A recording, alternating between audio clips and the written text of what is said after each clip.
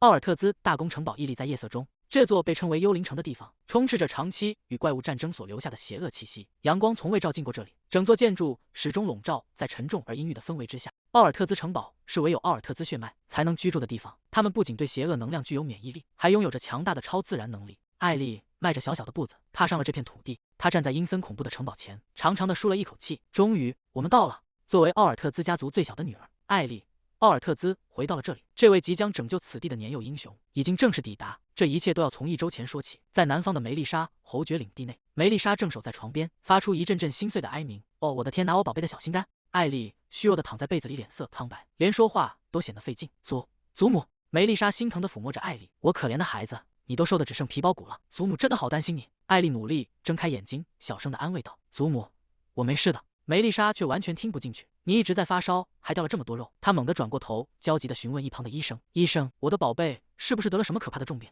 医生推了推眼镜，神色有些尴尬地回应道：“那个，夫人，小姐只是吃多了。”梅丽莎猛地拍而起，愤怒地吼道：“你在胡说什么？我的宝贝午餐只吃了10只火鸡腿，他现在明明正处于饥饿的边缘。你看看他这凹陷的脸颊。”医生看着艾丽那圆润的像包子一样的脸蛋：“夫人，通常一个孩子连1只火鸡腿都吃不完。”这本该是一个平凡的午后，但梅丽莎显然不这么认为。她神色凝重地打断了医生：“那些都不重要。我的宝贝从昨天开始就一直在听见奇怪的声音。”医生疑惑地问道：“声音？”艾丽躺在床上，耳边再次响起了那个虚幻的呼唤：“艾丽。”医生不解地追问：“夫人，您指的是什么样的声音？”那个声音在艾丽的脑海中愈发清晰：“艾丽，艾丽，拯救世界的进化者，祖母。”医生：“就是这个声音，从昨天开始我就一直能听到它。”那个声音在艾丽的意识深处不断回响：“生活在当下的你，我将告知你过去与未来的真相，去发现一切并拯救世界吧。”艾丽满脸通红地喘着粗气：“过去拯救世界，这到底是什么意思啊？”原本正和祖母幸福生活在一起的艾丽，在那道声音的引导下，脑海中浮现出了被称为前世的记忆。记忆中的女孩穿着一身洁白的跆拳道服，正充满活力地打着招呼：“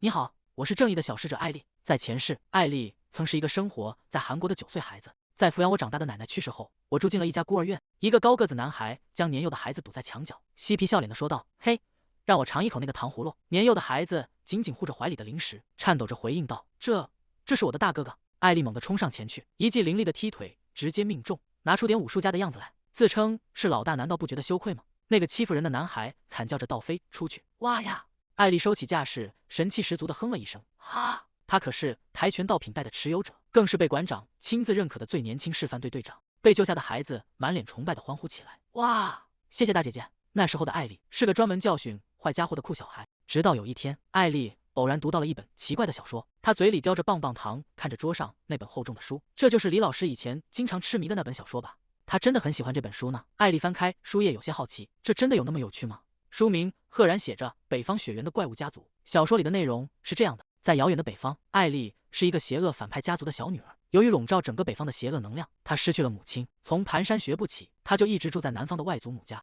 然而，这个女孩隐藏着一个秘密：艾丽其实是世上唯一的进化者，拥有能够洗净邪恶能量的力量。任何接触到这个小女孩的生命，都能从魔力的侵蚀中彻底解脱。然而，无论是艾丽本人，还是她身边的其他人，都没有察觉到这个事实。随着时间流逝，邪恶能量从北方移入南侵，在魔力那腐蚀一切的力量面前，整座城市的居民和家族的仆人们纷纷倒下，艾丽也未能幸免。就连深爱着艾丽的梅丽莎，也在这场灾难中丧命。世界最终走向了毁灭。艾丽捧着书，目光凝重地注视着书页上的文字。这并不仅仅是一个虚构的故事，而是即将成真的未来。那个声音在艾丽的脑海中渐渐远去，所以这个故事将留在你身边，指引你。艾丽猛地睁开双眼，眼神中透着一丝迷茫。梅丽莎立刻凑到床边，焦急地喊道：“我的宝贝，你终于醒了吗？”艾丽有些迟钝地看向梅丽莎：“祖母。”梅丽莎心疼地握住毅力的手：“我的宝贝，你刚才昏迷了整整10分钟。”一旁的医生看着记录板，平静地解释：“看来小姐只是睡着了一会儿，她的呼吸非常平稳，看起来很放松。”梅丽莎猛地转头冲医生吼道：“闭嘴！”她重新看向艾丽：“我的宝贝，你看起来就像一根枯萎的小树枝，这样下去可不行，快点起来，喝10升牛奶好吗？”艾丽呆呆地坐在华丽的大床上。刚才那是什么？那是梦吗？艾丽低头看了看自己小小的双手。不，我现在的确是9岁。艾丽·奥尔特兹。艾丽是李老师读过的那本书里的角色。不对，等等，艾丽猛地瞪大双眼。如果我就是艾丽·奥尔特兹的话，祖母、医生，他们说我是这个世界上唯一的进化者。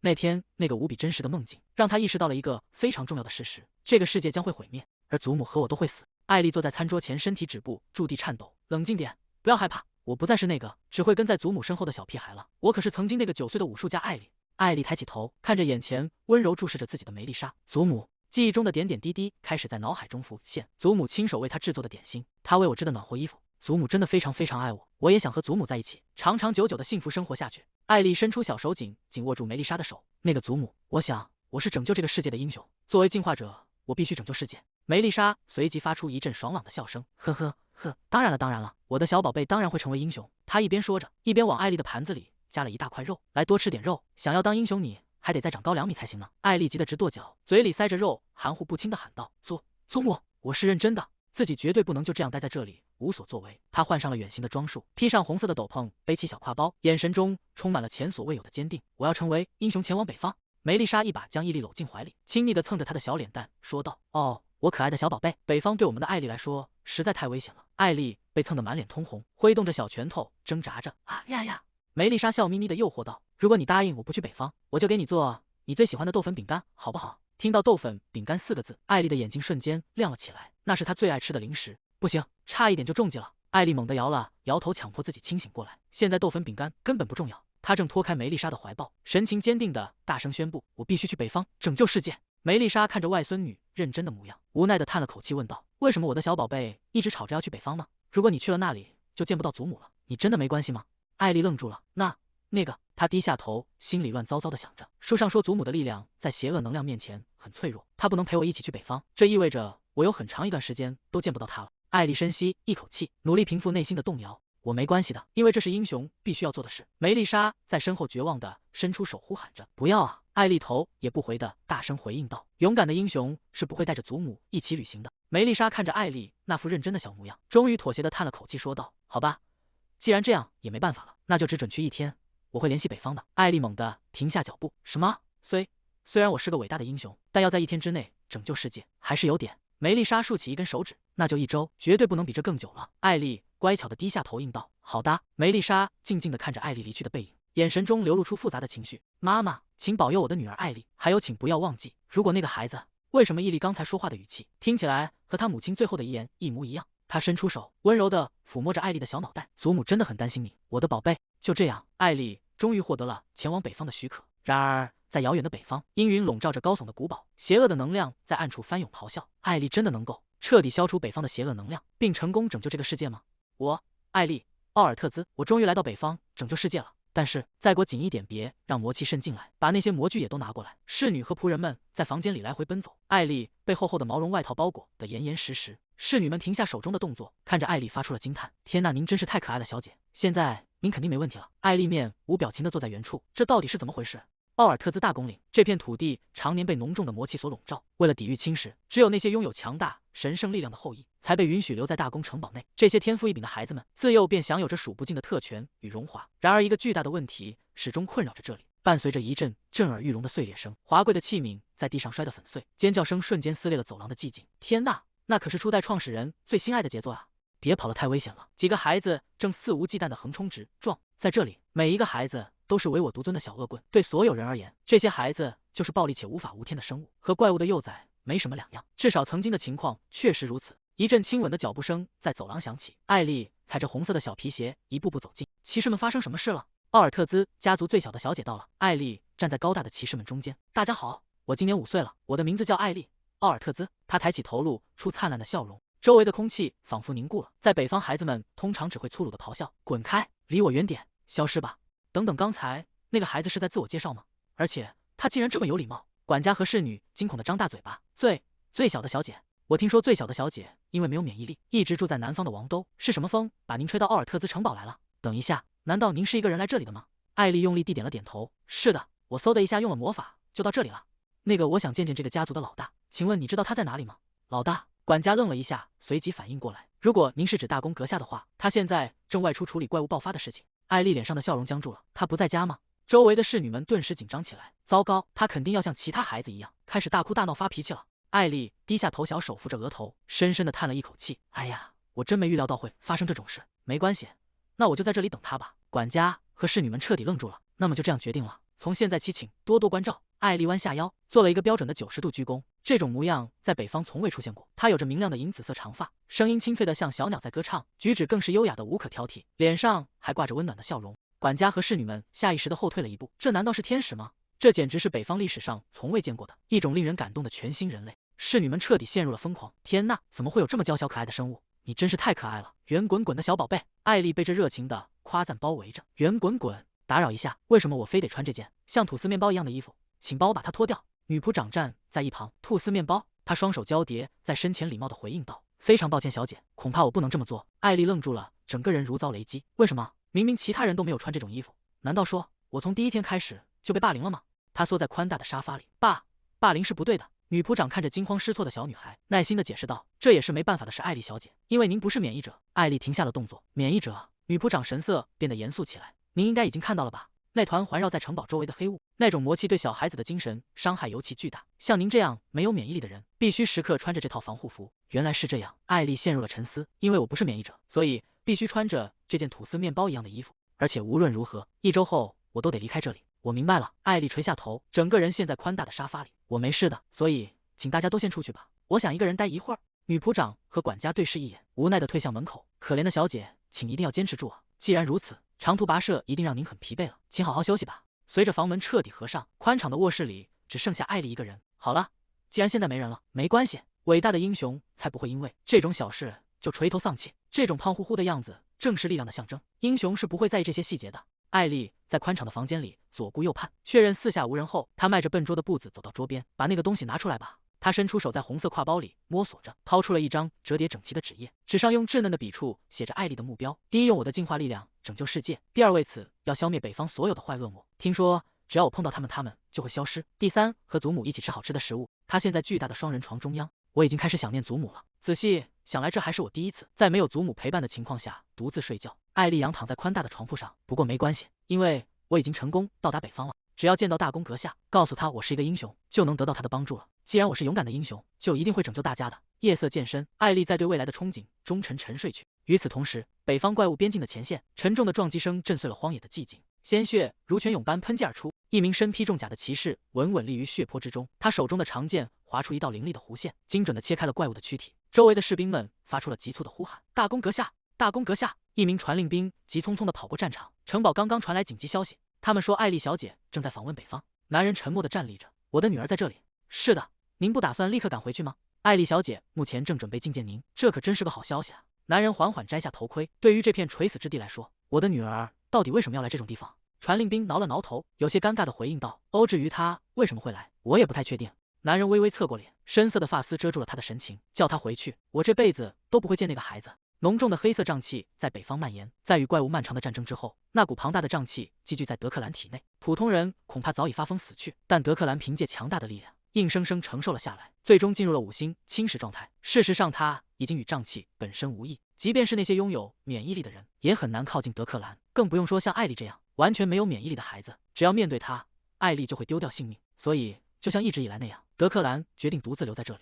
而毅力将在南方幸福的生活，他们会成为彼此生命中从未存在过的陌生人。是的，这是正确的做法。德克兰沉默着下达了最后的指令，暂时继续讨伐怪物，同时将消息传达给大公领地。副官看着德克兰的背影，大公阁下，那个孩子长高了多少？现在是什么模样？这些事情他永远也不会知道了，除非大公领地发生了什么意外。艾丽站在走廊中央，满脸惊愕地看着前方。这不可能，这简直是……一旁的侍女察觉到异样，微笑着问道：“小姐，您怎么了？”艾丽在心中呐喊，这下糟透了。抵达奥尔特兹大公领地的第2天，艾丽发现了几名侍女身上缠绕着诡异的黑雾，这太奇怪了。根据书里的记载，瘴气明明应该只要我碰到它就应该会被净化掉才对。小姐，抱歉，突然抓住了您的手。侍女满脸通红地喊道。小姐，艾丽试探着问道：“你有没有从我的手上感觉到什么？”侍女捧着脸陷入了某种狂热的幻想。如果您是问我感觉到了什么，那当然是可爱、娇小、柔软，简直萌死人了。艾丽一脸茫然地看着他，黑雾依然缠绕在侍女身边，没有任何消失的迹象。这到底是怎么回事？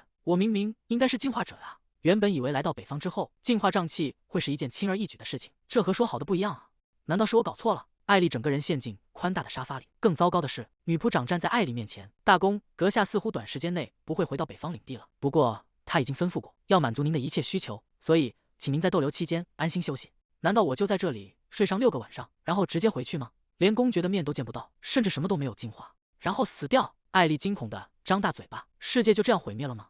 艾丽在房间里急得团团转，绝对不行，我必须得想个办法解决才行。如果我是个英雄的话，对了，在这种情况下，雷金特会怎么做呢？9岁那年的艾丽正坐在电视机前，目不转睛地盯着屏幕，那是她最喜欢的动画片《雷金特》。电视画面中，反派丹西跪地不甘心地问道：“雷金特，我输了，你为什么会这么强？”雷金特披着红色斗篷，因为我和你们这种恶棍不同。反派追问道：“到底哪里不同？你究竟是怎么打败我的？”雷金特转过身，露出了自信的笑容。很好奇吗？我之所以这么强，是因为我永远和珍贵的伙伴们在一起。艾丽猛地拍了一下手，没错，就是这个。英雄身边总是会有其他英雄朋友帮忙。他露出一副胜券在握的表情，发出了得意的笑声。既然如此，我也得召唤一个才行。那个沉睡在这里的家伙，我那超级强大的朋友。夜幕降临，巨大的古树在寒风中微微摇曳，发出低沉的沙沙声。正在走廊巡视的男仆和侍女停下脚步。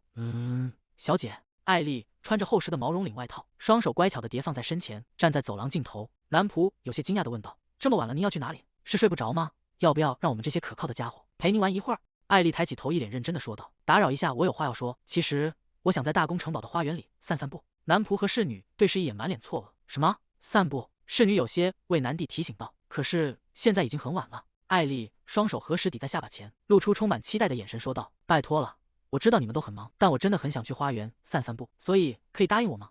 男仆和侍女愣在原地，完全无法拒绝。男仆立刻换上一副热情的笑脸，侧过身做出请的手势说道：“花园往这边走，小姐。”侍女也满脸堆笑的跟在旁边，两人簇拥着艾丽向外走去。计划通。来到大公城堡后，艾丽发现了一件事：只要对这里的佣人们表现得礼貌又客气，他们就会变得手忙脚乱，最后乖乖答应所有的请求。抱歉了，我已经摸清你们的套路了。只要到了花园，我就得立刻找到那棵树。不过在这么大的花园里，想要马上找到它可能会有点困难。男仆停下脚步说道：“艾丽小姐，我们到了。”艾丽愣在原地，发出一声惊叹：“哦！”一棵巨大的古树孤零零地伫立在空旷的土地上。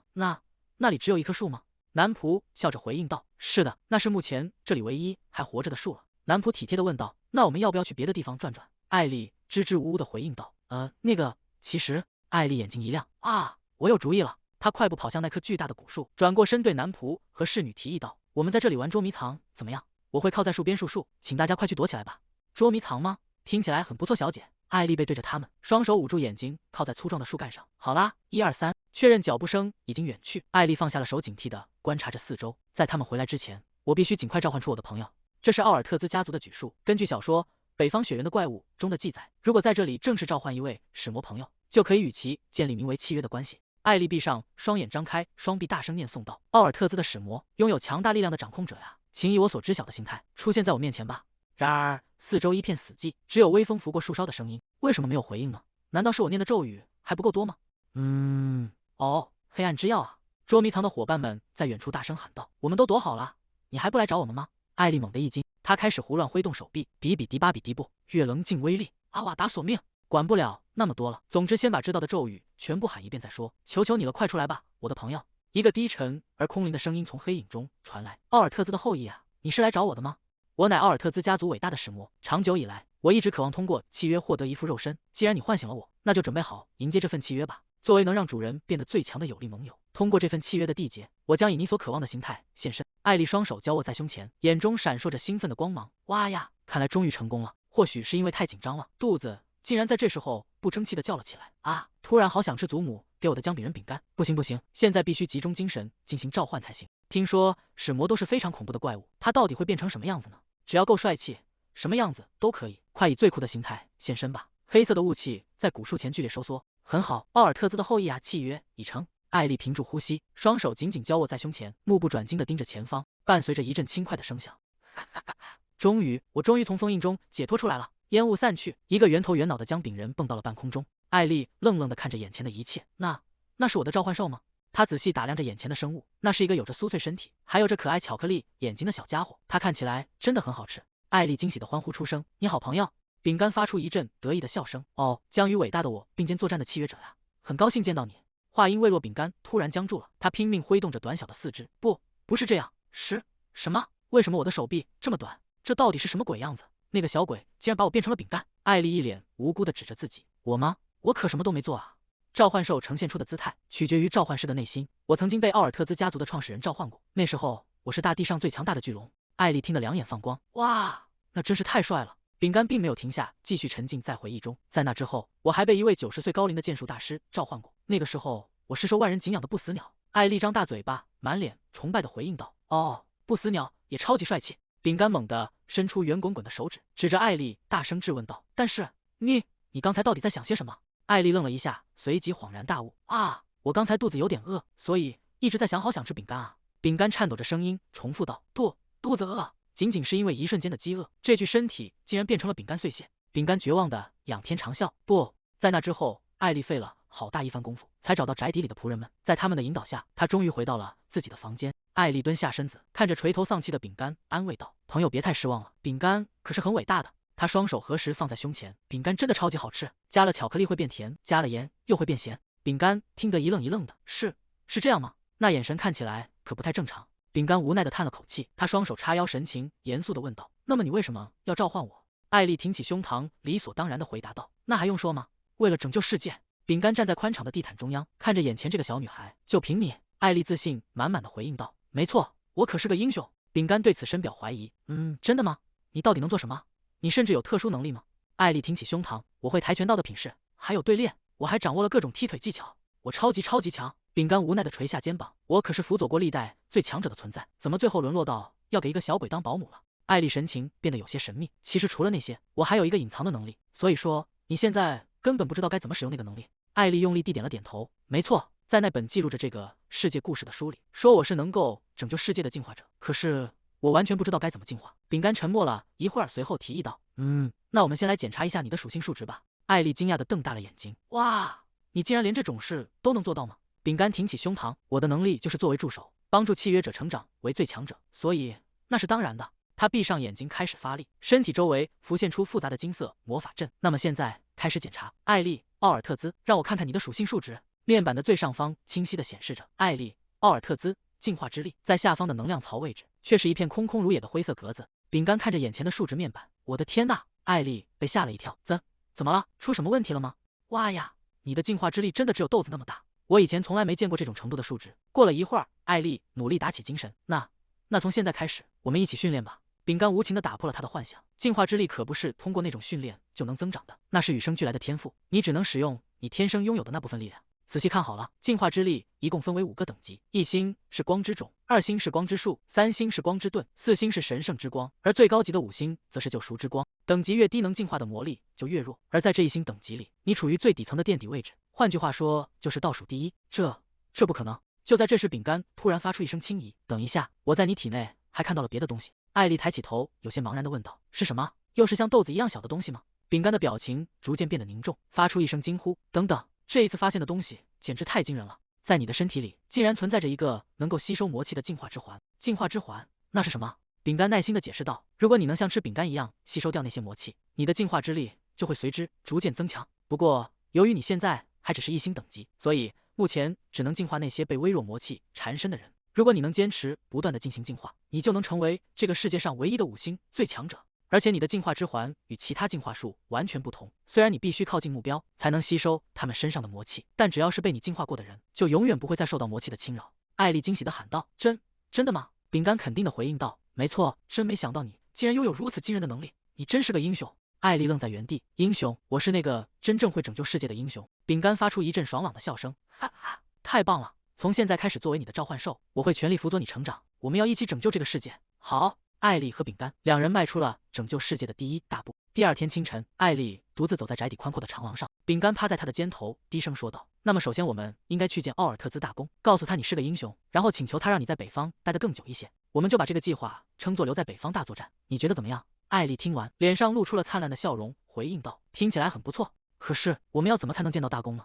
饼干突然警觉地提醒道：“艾丽，那边有人过来了。”走廊尽头传来稳健的脚步声，管家正迈步走来。管家在艾丽面前停下脚步，微微躬身行礼道：“向您问好。”管家长彼得向艾丽小姐致意。管家长真是一个气场强大的成年人啊！饼干躲在艾丽领口处，压低声音，兴奋地提议道：“太棒了，我们能不能从那个男人身上得到点什么？”艾丽侧过头，目光紧紧盯着彼得。艾丽指着管家怀里的文件，好奇地问道：“管家先生，那是什么啊？”管家微微低头，语气恭敬地回应道：“小姐，这是一份总结了城堡规章制度的文件，镇压行动要点。若城堡内发生紧急情况，所有部队必须立即返回。”艾丽眨了眨紫色的大眼睛，那是什么意思呢？管家耐心地解释道：“骑士们正在进行晨会，一名年轻的骑士正挺直脊背。明白了，如果城堡内发生紧急情况，必须立即使用传信音向大公报告。”艾丽趴在窗台边，如果发生了问题，就要向大公报告。说起来，记忆的画面突然跳回了前世。艾丽正偷偷躲在角落里吃零食，馆长愤怒地大吼道：“艾丽，我不是说过不准在道馆里吃零食吗？”艾丽吓得手里的零食都快掉了。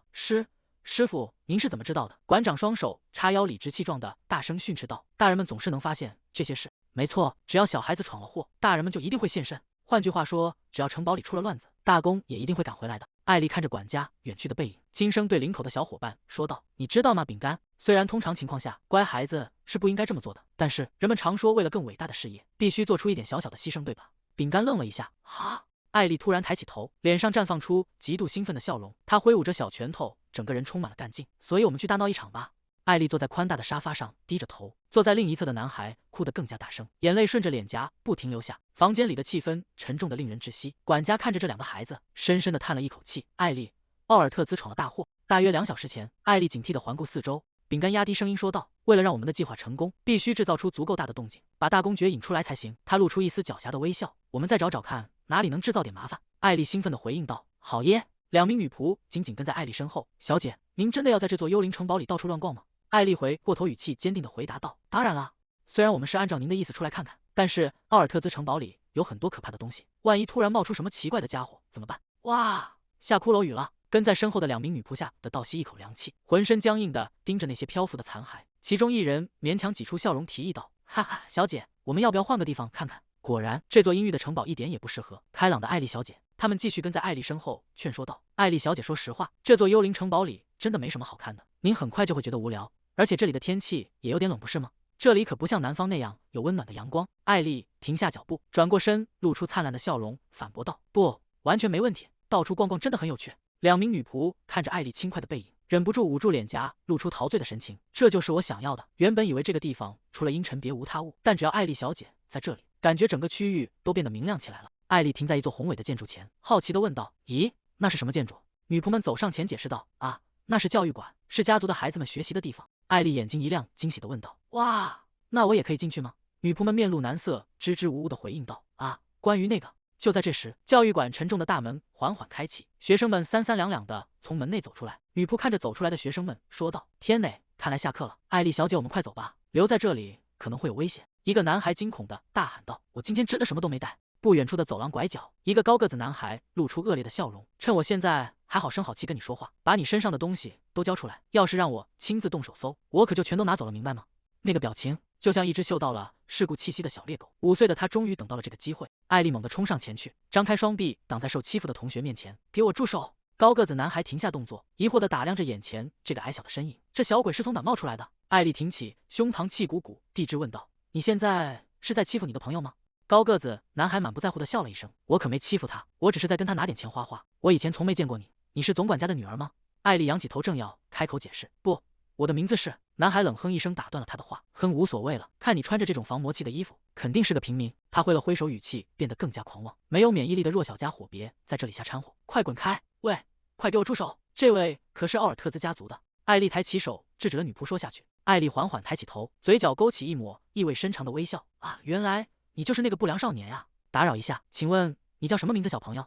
舒尔茨双臂交叉抱在胸前：“我吗？我可是伟大的舒尔茨，奥尔特兹家族尊贵的旁系血亲，我拥有珍贵的血统，算起来可是大公爵大人的远房堂侄呢。”艾丽低着头，阴影笼罩着她的脸庞。简而言之，跟我相比，你就是一个彻头彻尾的失败者。如果你听明白了的话，给我滚开！舒尔茨猛地挥动手臂，想要一把推开挡在面前的艾丽，然而他的手掌却扑了个空。搞什么？我明明是想把他推倒的，他竟然躲开了。我刚才看得很清楚，你做了什么？他摆出架势神情，严肃地继续说道：“对于一个缺乏礼貌的孩子，我要教教你什么是4大核心美德。”舒尔茨愣在原地，满脸困惑地问道：“什么？”艾丽叹了口气：“啊，原来你真的不知道吗？我就知道会是这样。”舒尔茨被彻底激怒了：“你说什么？你这个小不点！”他猛地挥起手臂：“你竟敢一直在这里胡闹！”2名女仆吓得尖叫起来，其中一人惊恐地阻拦道：“请住手！舒尔茨少爷，你明白了吗？艾丽师傅曾经教导过，有时候为了守护正义，你必须强硬地站出来。”艾丽在心中坚定地回应道：“我完全明白了，师傅。”他猛地睁开紫色的大眼睛，对着冲过来的舒尔茨大声喝道：“我警告过你了，要守礼貌，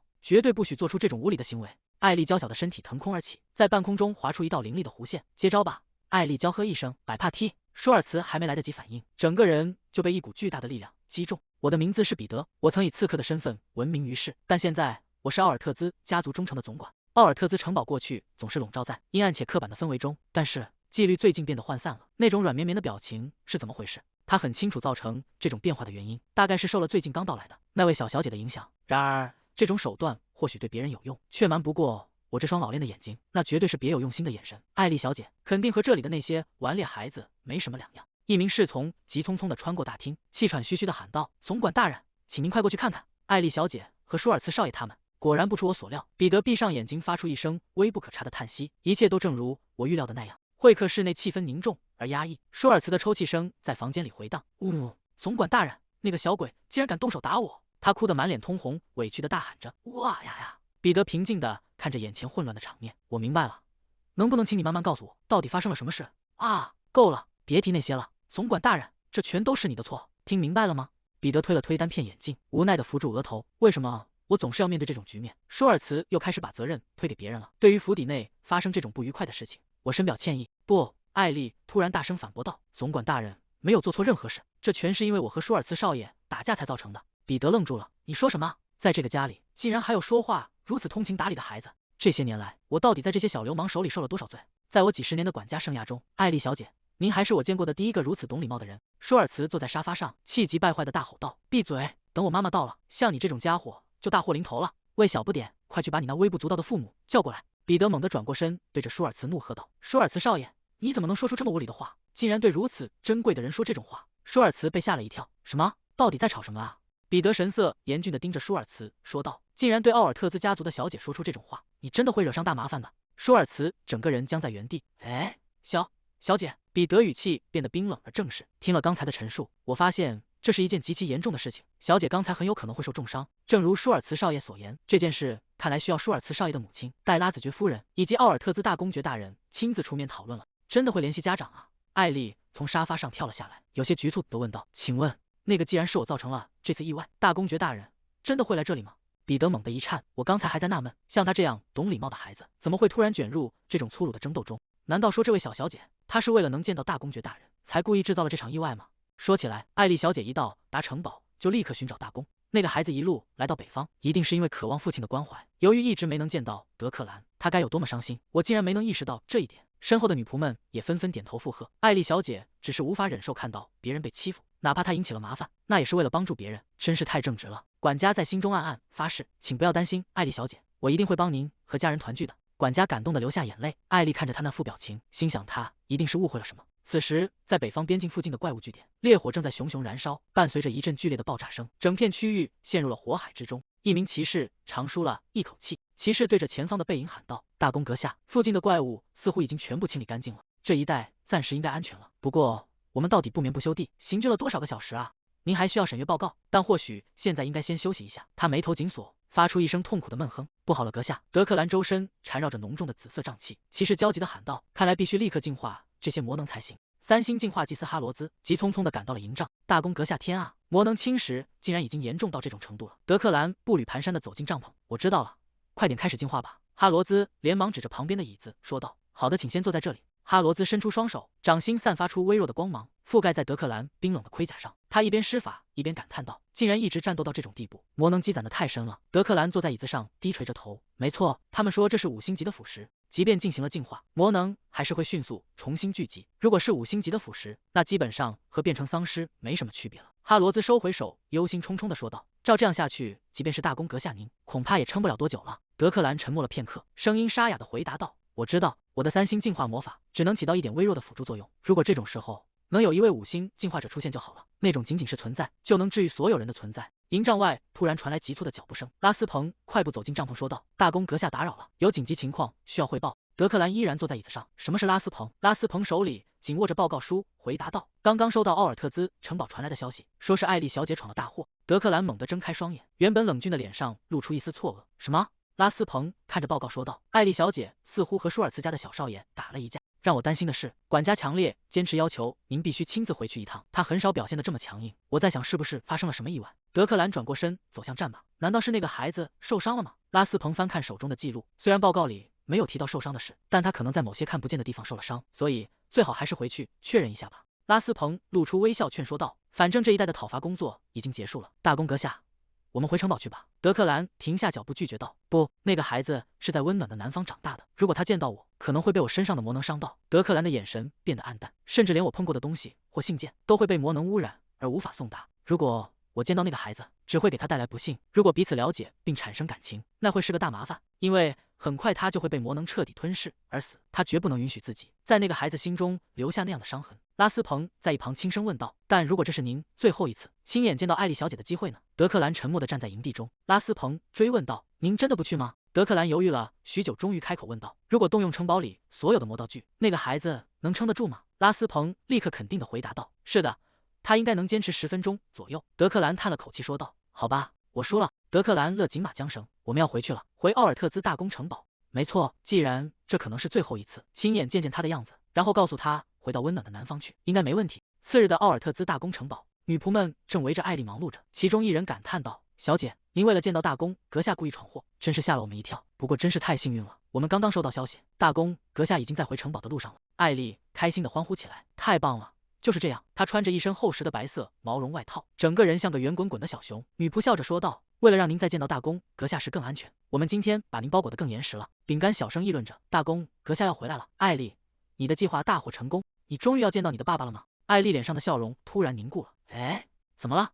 有什么不对吗？”艾丽支支吾吾地回答道：“啊，不对哦，仔细想想，大公阁下就是我的爸爸。爸爸，爸爸。”这个词在艾丽脑海中不断回响，让她的心跳不由自主地加快。阴暗的记忆碎片突然闯入脑海，一个高大的男人身影笼罩在黑暗中，语气粗暴地吼道：“喂，快点动起来！为什么他总是这么爱给人添麻烦？”年幼的艾丽躲在门后，惊恐地看着门外争吵的大人们。说实话，像那样的累赘，我只想……艾丽低头看着自己小小的脚尖，前世的父母并不怎么喜欢我，那么奥尔特兹大公呢？他见到我会开心吗？饼干晃动了一下，艾丽，怎么了？你是在紧张吗？别害怕，我会一直守在你身边的。而且，你不是要成为最强的英雄，然后亲自抚养我吗？还有什么好怕的？艾丽猛地回过神，没错，仔细想想，即便是在前世，记忆中出现了一个愤怒的女人身影，她紧紧护住年幼的艾丽。你们这些烂人，我会带走艾丽，并亲自抚养她。年幼的艾丽躲在女人身后，祖母，没错，我身边曾有过守护我的珍贵之人，现在的处境也是一样的。祖母，还有饼干、女仆长和大家，这一次我要帅气的拯救世界，保护好每一个人。我们要一起吃很多很多好吃的，幸福的生活在一起，所以我什么都不怕。她抬起头，紫色的眼睛里仿佛洒满了星光。站在一旁的女仆长和女仆们愣住了。哎呀！女仆长惊讶地摸着自己的脸颊，不知为何突然感觉身体轻盈了许多。旁边的女仆也双手合十，满脸惊喜地回应道：“我也是。”感觉心情莫名地平静了下来。艾丽愣在原地，有些不知所措地眨着大眼睛。饼干兴奋地在她肩头跳动着喊道：“艾丽，你终于成功完成了第一次进化，虽然大家还不知道是你进化了魔能。”艾丽猛地瞪大双眼，整个人僵住了。什么？她发出一声尖叫，在房间里兴奋地又蹦又跳。哇呀呀呀呀！饼干开心地大笑起来，哈哈哈哈，做得好！因为那些人已经对你敞开了心扉，所以进化起来并不困难，对吧？艾丽大声回答道：“变得好亮啊！”饼干有些遗憾地晃了晃脑袋，可惜大家还不知道是你进化了那些魔能。就在这时，门外传来了清脆的敲门声，咚咚咚，管家推开房门走了进来。艾丽小姐，请现在准备出发吧，大公阁下很快就要抵达了。艾丽的眼神瞬间亮了起来。好。奥尔特兹家族的宅邸内，喷泉池水声潺潺，庭院中人声鼎沸，侍卫们正牵着马匹忙碌地穿梭。拉斯彭跟在德克兰身后，大声叮嘱道：“大公，这是您第一次见到他，请务必表现得亲切一些。”德克兰身披黑色重甲，手中紧握着一颗紫色晶石。另一边，女仆们正围在艾丽身边为她打气：“艾丽小姐，请不要紧张，加油呀！”艾丽穿着一身洁白的毛绒外套，怀里抱着一颗圆润的金球。她深吸了一口气，努力平复着内心的波澜。原来那个人就是德克兰大公，太远了。他眯起眼睛，努力张望，那真的不是大公，而是一根棉签吗？女仆长神情严肃地解释道：“大公身边的魔能侵蚀非常严重，所以您必须保持在这个距离进行沟通。”德克兰沉默地伫立在原地，红色的双眸中没有任何波澜。所以那个孩子就是你好，艾丽随即用尽全身力气，大声喊道：“向您问好，你的身体怎么样？还好吗？”艾丽挺起胸膛，大声回应道：“是的，我完全没问题。”她一边喊着，一边努力展示着自己并不存在的肌肉，因为我非常非常强壮。您看我不像吗？我和饼干制定的计划，代号为定居北境大作战。第一步是见到大公，第二步是赢得大公的好感并接近他，第三步则是请求留下来进行进化，简直完美无瑕。艾丽高举起一只手臂，大声宣告道：“因为我就是拯救北境的英雄。”他低头看了看手中那颗沉重的紫色晶石。现在的孩子难道都梦想着成为英雄吗？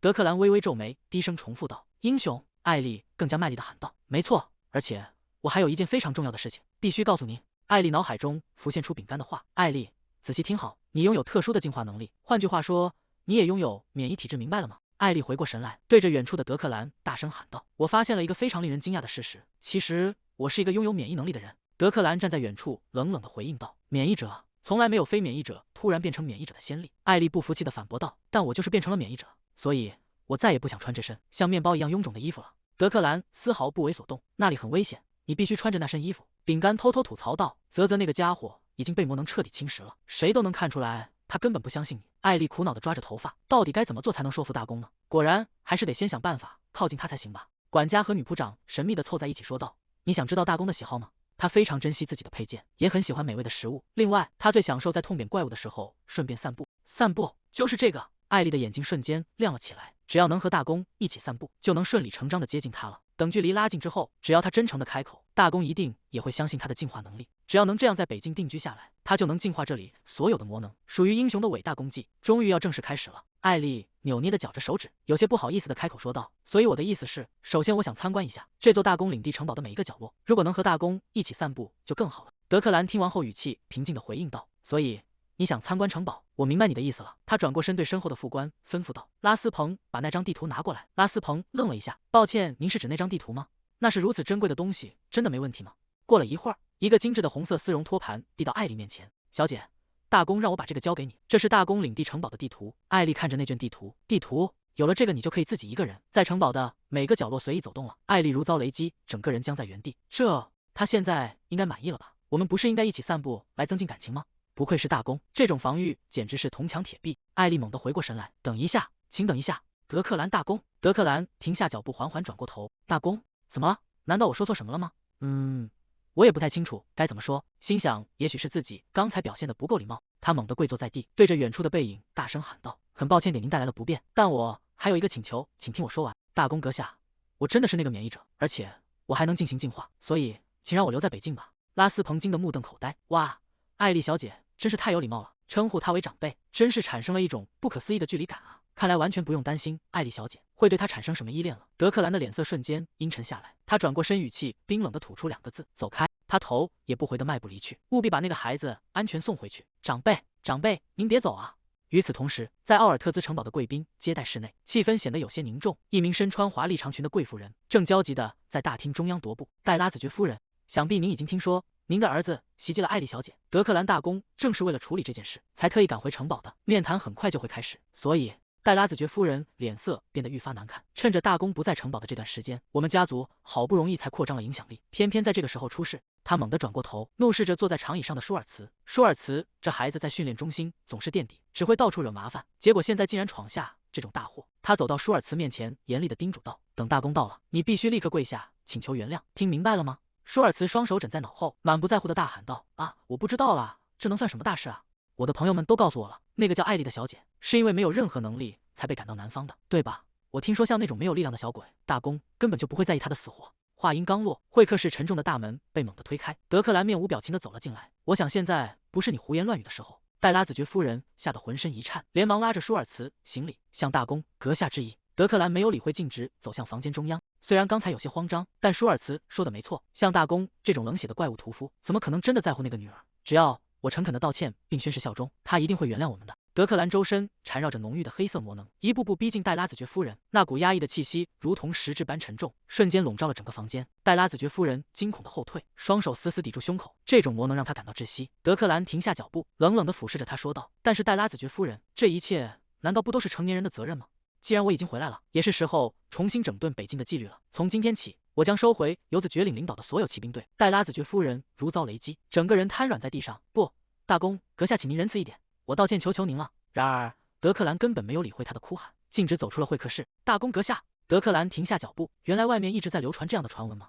那个年轻的小姐根本不是免疫者，她没有任何特殊能力，如果她继续留在北境，一定会发生非常可怕的事情。德克兰，让我们为了孩子满足他们想要的一切吧。其实我真的是免疫者，所以请让我继续留在北境吧。那个孩子渴望留下的愿望，他那双血红色的眼眸微微闪动，心中泛起一丝波澜。如果他真的拥有免疫体质，那么哪怕只是很短的一段时间，我是不是也能和自己的孩子待在一起？想要确认一个人是否为免疫者，通常有2种方法，一种是前往皇宫，使用那里供奉的古代石进行检测，而另一种方法则是使用奥尔特兹城堡内部专门设立的能力测量室。在艾丽出生的那个时期，城堡里的能力测量室因为某些不为人知的原因被彻底摧毁了。正因如此，那时候的艾丽别无选择，只能前往皇宫使用那里的古代石进行检测。而现在，唯一剩下的确认方法就是重新启用这里。德克兰停下脚步，拉斯彭，去告诉他们，我们要重新开启能力测量室。德克兰走在空旷的长廊上，目光忽然被地面上的某个东西吸引。那是什么？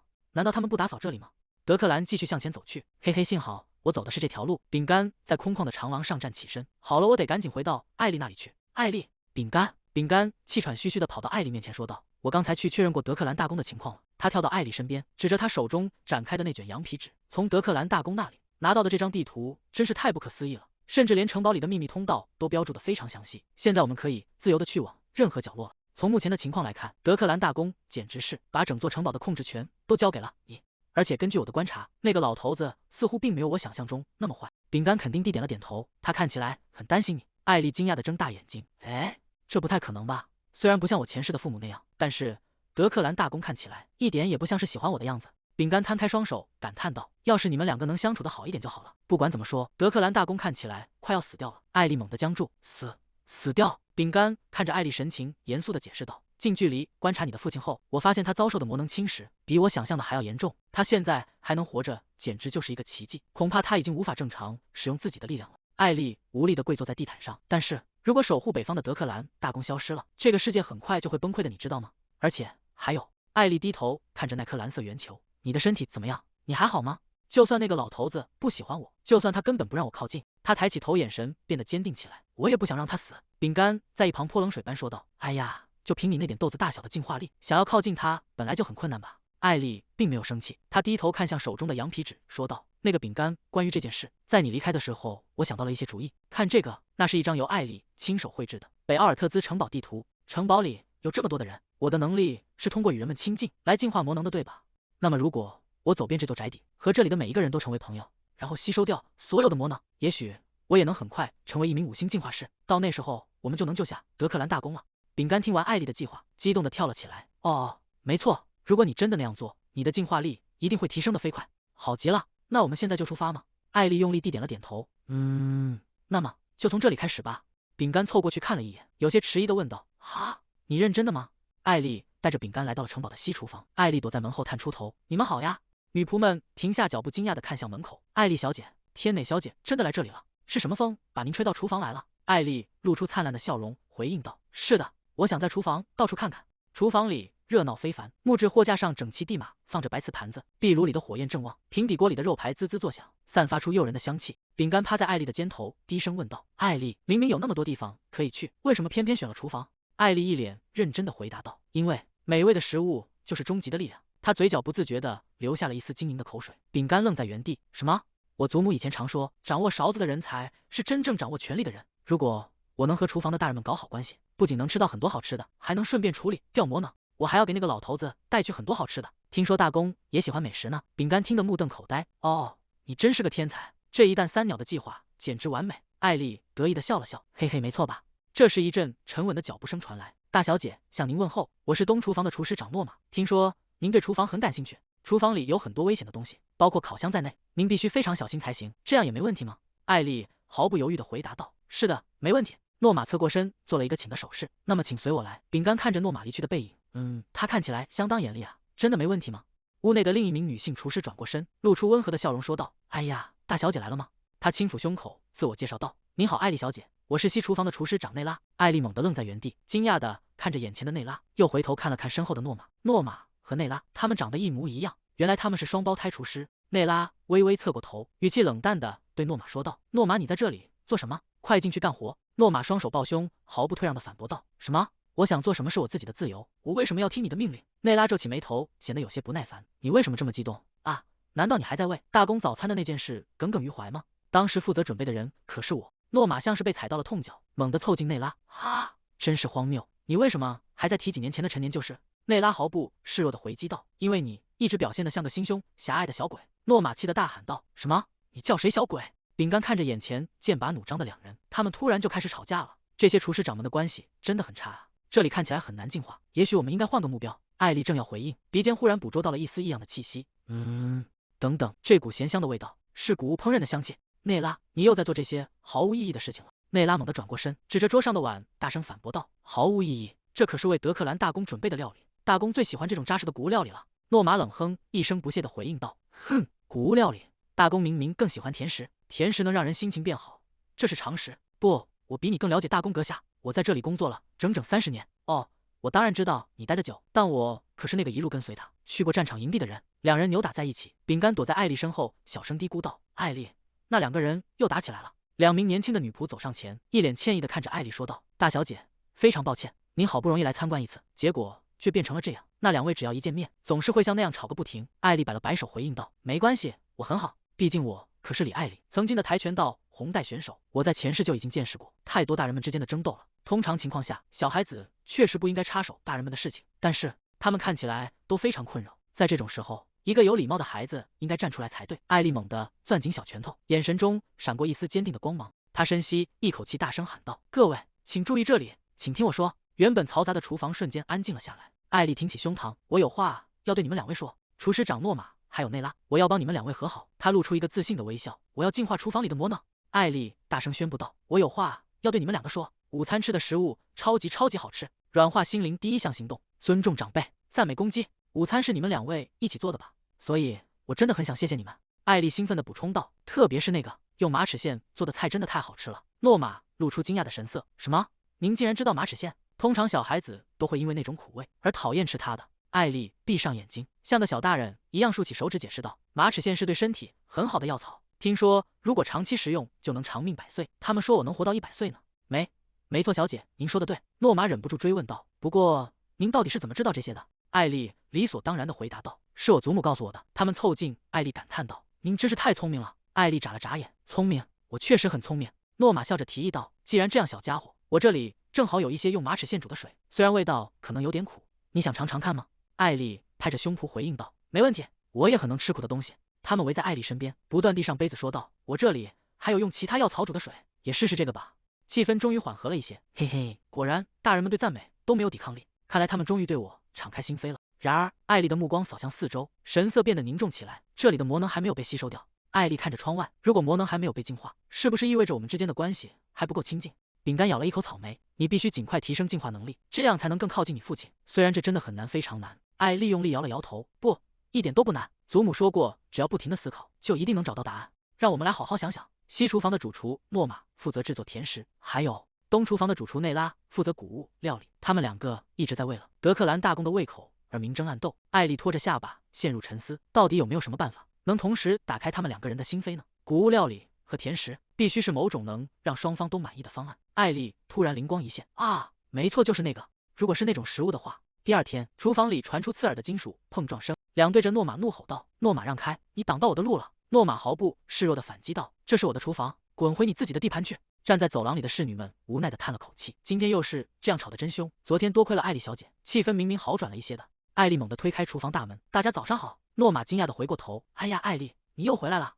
艾丽快步跑向厨房中心：“我有一个请求，能不能给我一些大米、豆子和薏仁？我想借用一下这里的厨房。”诺玛和内拉并排站在一起，两人都露出了疑惑的神情。艾丽看着摆满台面的食材，说道：“好了，准备工作完成。”诺玛站在一旁，好奇地凑过去问道：“艾丽，你到底打算做什么样的食物呀？但是小孩子可不能直接使用炉灶。”艾丽并没有被难住，她端起一盆处理好的谷物。内拉主厨，那就拜托你了，请帮我把这些大麦炒熟。内拉愣了一下，下意识地回应道：“啊，好的。”艾丽又指着旁边的平底锅说道：“如果能把这些豆子和苏子子也一起炒熟的话，我会非常感激的。接下来只要把这些东西收集起来，磨成细粉就行了。”内拉站在一旁，好奇地问道：“艾丽，你对谷物料理很感兴趣吗？”艾丽停下手里的动作：“是的，没错。”内拉得意地看向诺玛说道：“果然，你很聪明。比起那些甜腻的甜点，你确实需要谷物料理来填饱肚子。其他的直系血亲成员们也都非常喜欢谷物料理。”艾丽抱着盐波笑眯眯地回应道：“我明白。不过这道菜虽然含有谷物，但它同时也是一份甜点。”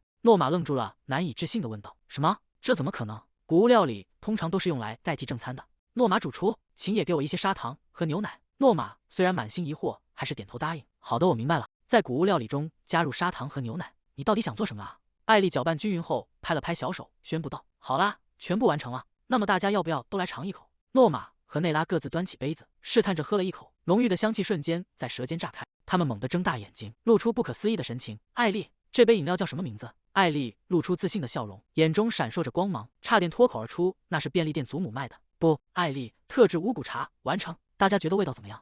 内拉感叹道：“很有饱腹感。”诺玛也点头赞同，而且味道很甜。周围的厨师们纷纷发出惊叹：“没错，真的太好喝了。”诺玛低头盯着杯中褐色的饮品，这一定是南方人常吃的食物。这种感觉很奇妙，既能填饱肚子，味道却又如此香甜。我以前竟然不知道还有这样的食物存在。内拉在一旁小声嘀咕道：“这种甜味似乎并没有我想象中那么糟糕。”诺玛听到后有些得意地轻哼一声：“哼，你现在才意识到吗？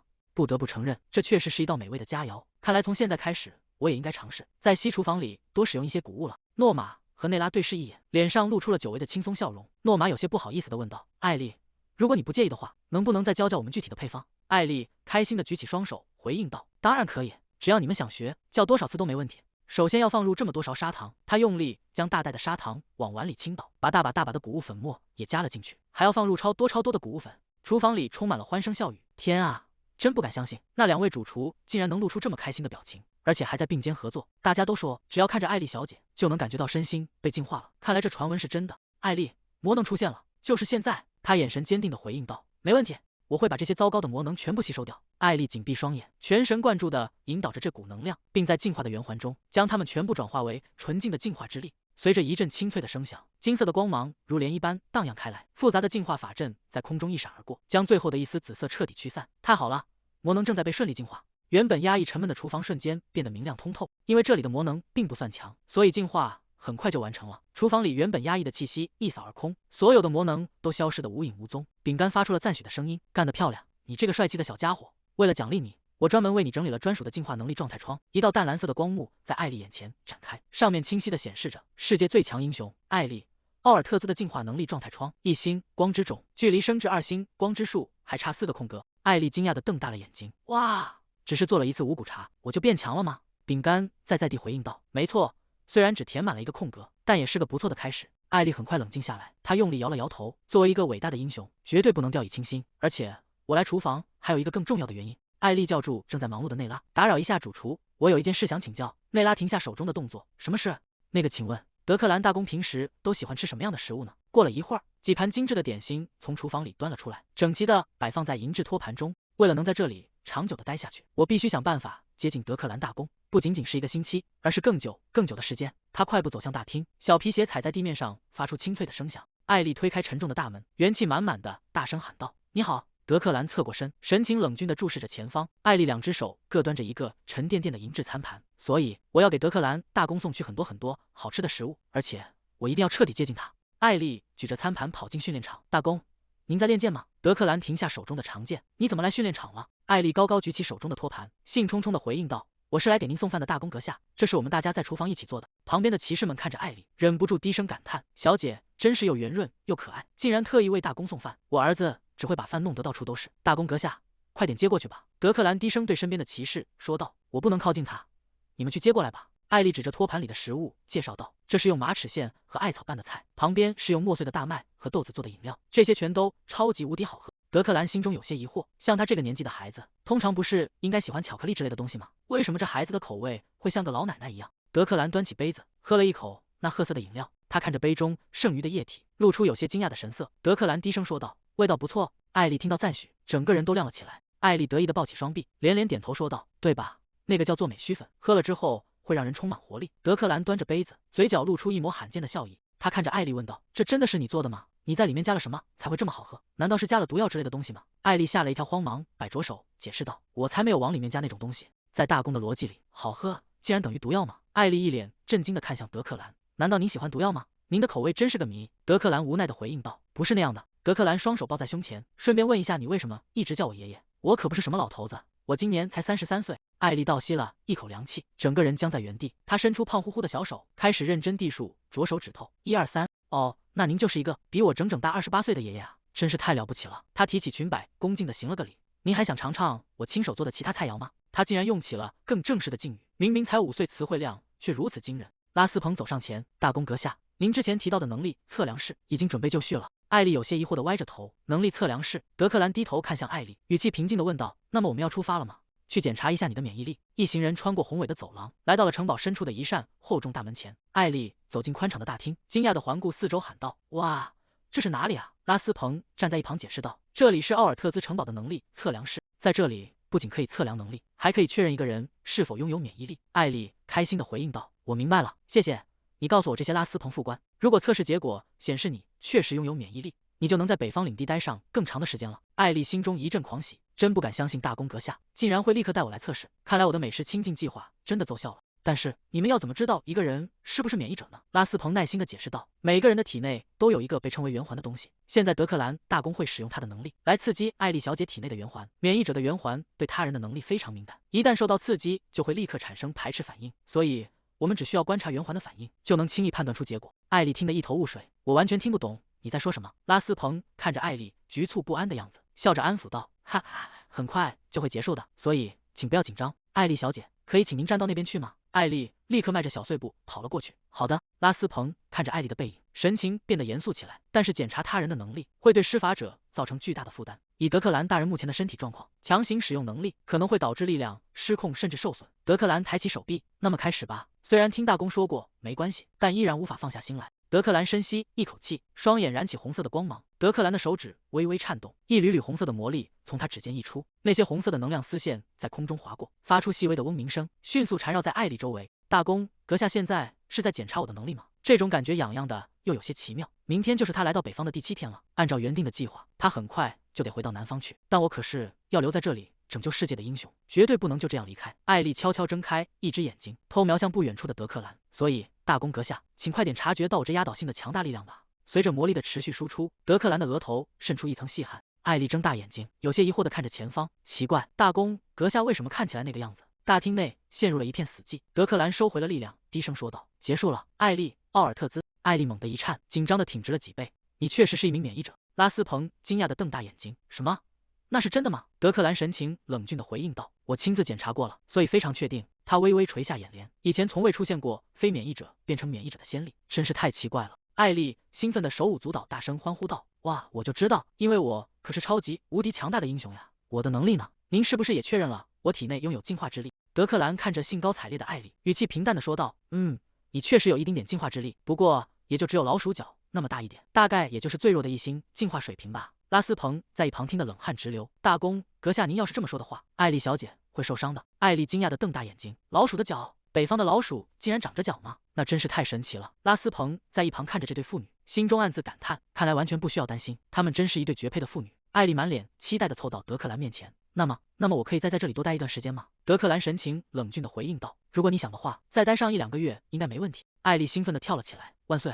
我要住在这里了。德克兰静静地注视着艾丽欢快的背影，在此之前，我从未想过这辈子竟然能见到她，我以为我永远都没有机会见到她了。我希望我们能在一起待很长时间。他垂在身侧的手猛地攥紧，但是我现在还不能放松警惕，如果有人碰触到我，他们依然会受伤，这是无法改变的事实。艾丽兴奋地喊道：“我现在可以离大公阁下更近一点了。”德克兰语气生硬地拒绝：“不行。”艾丽停住了脚步，呆呆地站在原地。德克兰声音低沉而冷漠：“靠近我依然很危险，我们会在这里观察一段时间，如果我觉得情况变得危险，你还是得回去。”艾丽委屈地绞着手指，小声嘟囔道：“那个爷爷，难道是因为我留在这里让您觉得有一点点烦吗？”德克兰听到这话，身体猛地一僵：“不是那样的，我只是担心我的力量会对你的身体产生不好的影响，所以才必须小心。你可以留在这里。”艾丽呆呆地望着他。德克兰继续补充道：“但是要保持2.5米的距离，只要保持这个距离，应该就没问题了。既然已经确认你拥有进化能力，那么最好让你接受一些相关的训练。”他转头看向一旁的拉斯彭，吩咐道：“拉斯彭，去联系北方魔法塔的进化施法者。”拉斯彭立刻站直身体，恭敬地回应：“遵命，大公阁下。”艾丽脸上洋溢着灿烂的笑容：“我终于成功得到大公阁下的许可了，谢谢您，爷爷。接下来，我只要努力成为一名强大的英雄就行了。”堆积如山的礼盒占据了视线。拉斯彭看向艾丽说道：“这些都是德克兰在过去5年里为你准备的礼物，为了防止他们被魔能侵蚀，他一直定期进行更换。”艾丽惊讶地瞪大了眼睛：“好漂亮！”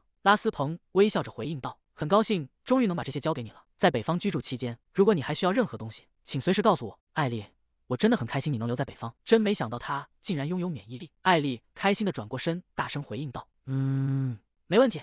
那么艾丽，你可以慢慢参观这里。”饼干兴奋地喊道：“哇，这些全都是礼物吗？竟然有这么多！而且这些礼物的尺寸都是为你量身定制的，从精致的发饰到可爱的鞋子，甚至还有各种款式的定制服装。德克兰大公，现在简直就是一个彻底的女儿傻瓜吧。